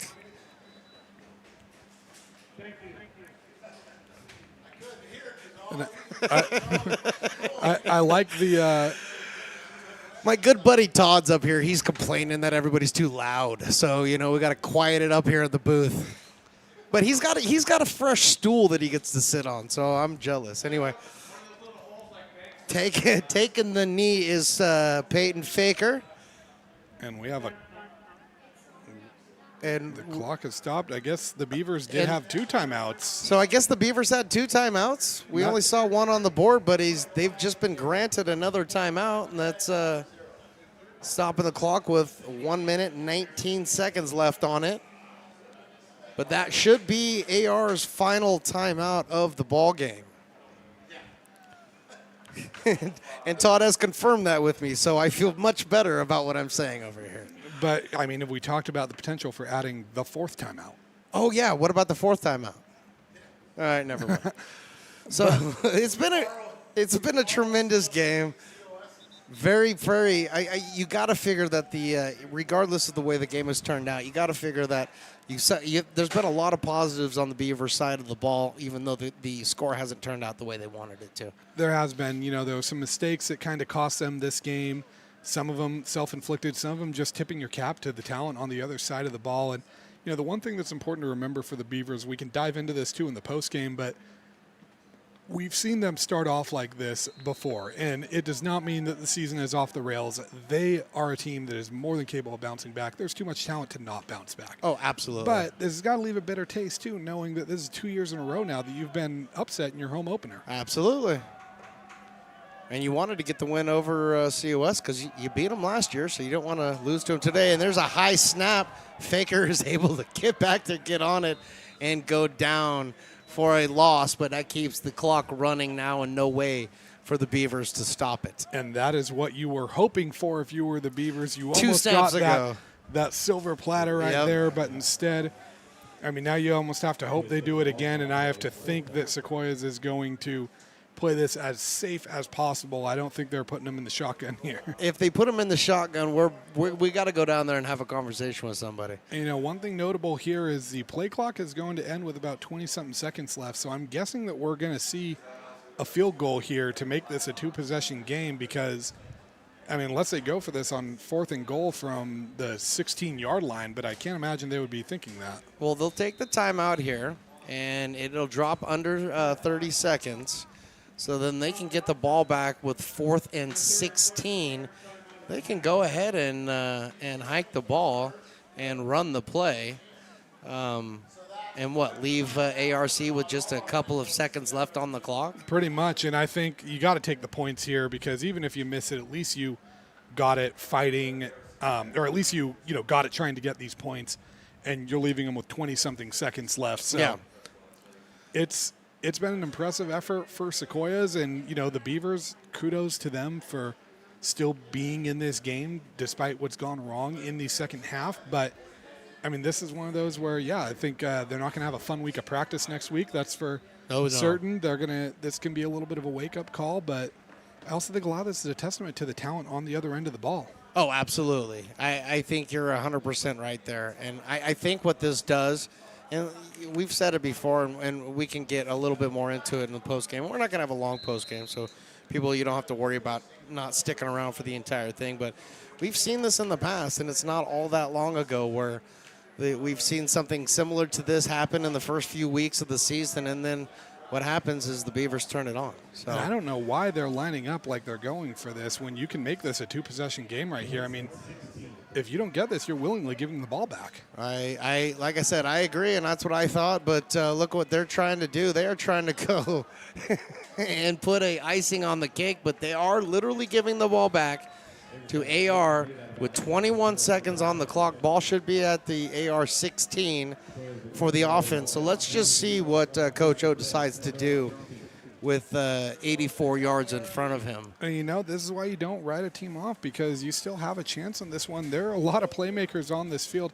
Can't imagine Sequoias is going to rush more than 3 players, and 3 might even be pushing it on this. But if you're the Beavers now, I mean, you've got a chance, and that's all you can ask for. Absolutely. So they got the ball back. They did what they needed to do, and they kept the Giants from scoring. So now they've got maybe 2 shots here. Let's see what they can do with it. 21 seconds and 84 yards to go. And they got a new quarterback in there, and that's going to be Trevor Hargis. So Hargis comes in. The first play that he has, that ball goes incomplete, but there's a flag on the play. Hargis, a 6'5", 220-pound sophomore out of Whitney High School in Rockland. He was a good quarterback for the Wildcats during his time there. I believe a 2-year varsity starter. Another big fella, easy to pick out of that lineup down there, 6'5". And we got holding, a holding call on the Beavers, so that does nothing but march them backwards. And now they have 93 yards to go.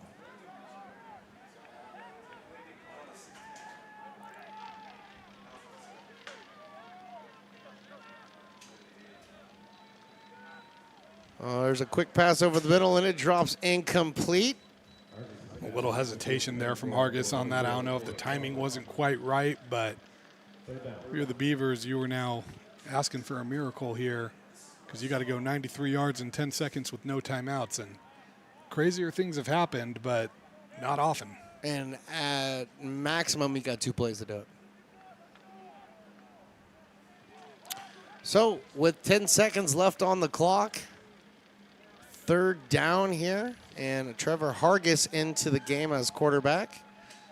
He gets the shotgun, and he grips and rips that one. They got a little pitch play, And we got somebody crossing the 40 and out of bounds right around the 44-yard line.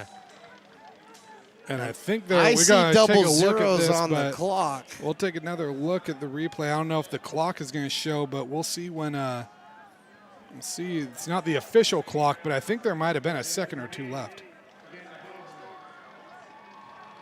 It's like thrown out of bounds right there. That whistle blew with 2 seconds.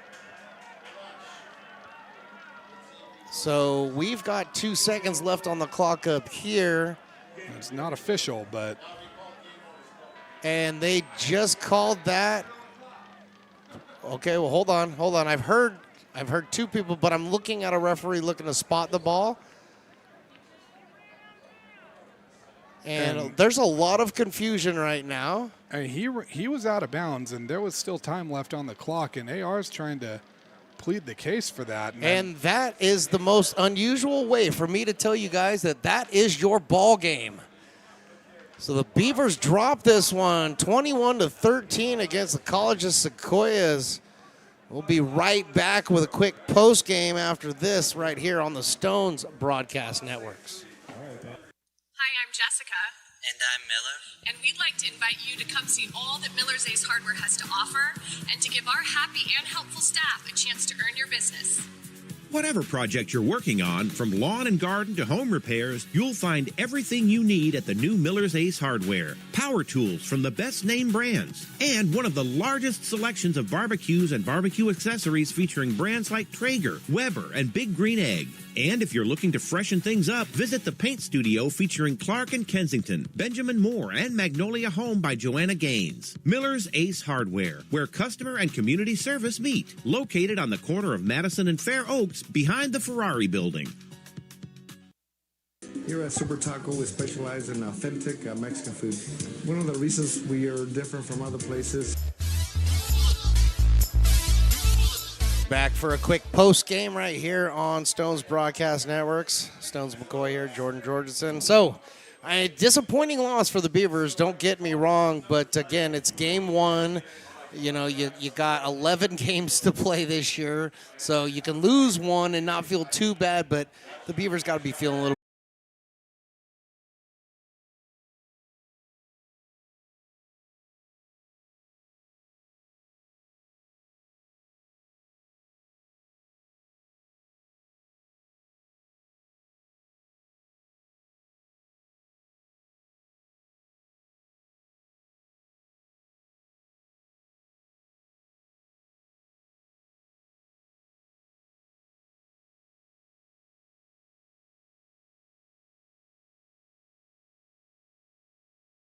He's probably played in bigger events than this one because this one did not seem to affect him today at all. He's probably played in bigger events than this one because this one did not seem to affect him today at all. Oh, you wouldn't have known that he was a freshman the way he came out there and played. No. And I mean, kudos to him for that. Just an incredible performance, especially with that second half. I mean, the poise that he had. I mean, he took a few lumps early. He had that one, crazy play on that first drive of his. But outside of that, I mean, even on that drive, outside of that play, which he faced pressure right away, he had him down, I think, in the 30-yard line before that happened. So a credit to him. I mean, he was the man of the hour. And then how do you not talk about this game without mention Penatapatala, just 2 interceptions. Say it again. Say it again. Penatapatala. I love it when you say it. I love. He was a great player to watch. The way he was able to patrol sideline to sideline, fly up and make the plays. I mean, big hits too. He was physical.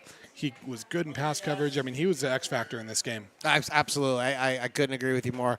I know Coach O's not going to like what happened in this one, but what I can tell you is that I expect to see a lot of resiliency from this team because generally after losses with any of Coach O's teams, as long as we've been around here, you see them make up for the mistakes that they made in the game prior. Yeah, and the good news about this is, like you said, 11 more games. We saw them lose a couple games early last season, and that team bounced back and was able to make the postseason. So this is a team that, don't be surprised to see them bouncing back. And I expect the team we see come September 20th is going to look a lot different than what we saw today. The AR Beavers last year, week 1, beat the Giants 35-18. They went on to lose to Diablo at home, to Fresno at home, and then on the road at San Mateo. And then what did they do? They turned all of that stuff around, and they went 5-0 in conference and 7-4 overall. This isn't the end of the world for the Beavers. What they do need to realize is a couple of things that you said. There were a lot of unforced errors and mistakes in this game that they can clean up to change the score on that scoreboard. And I guarantee you, Coach O and that staff's going to make that happen. Absolutely. You're not the reigning coach of the year without making adjustments like that. Coach O has been here before, and he knows how to get out of this situation. There's a lot of talent on this team. Make no mistake, the Beavers are a team that I fully expect to bounce back. Absolutely. Beavers football will be back on the 20th. We'll be back here at 1 o'clock for another Beavers football broadcast. Prior to that, this coming Tuesday, there's a doubleheader. ARC Beavers soccer, the men's and women's take on. I don't even remember who they take on, but we're going to be broadcasting it right here live on Stone's Broadcast Networks and American River College Athletics. So for Jordan Georgeson, for Christopher Toy, for Riley the engineer, I'm Stones McCoy. Thank you for watching. Thank you for listening. And until next time.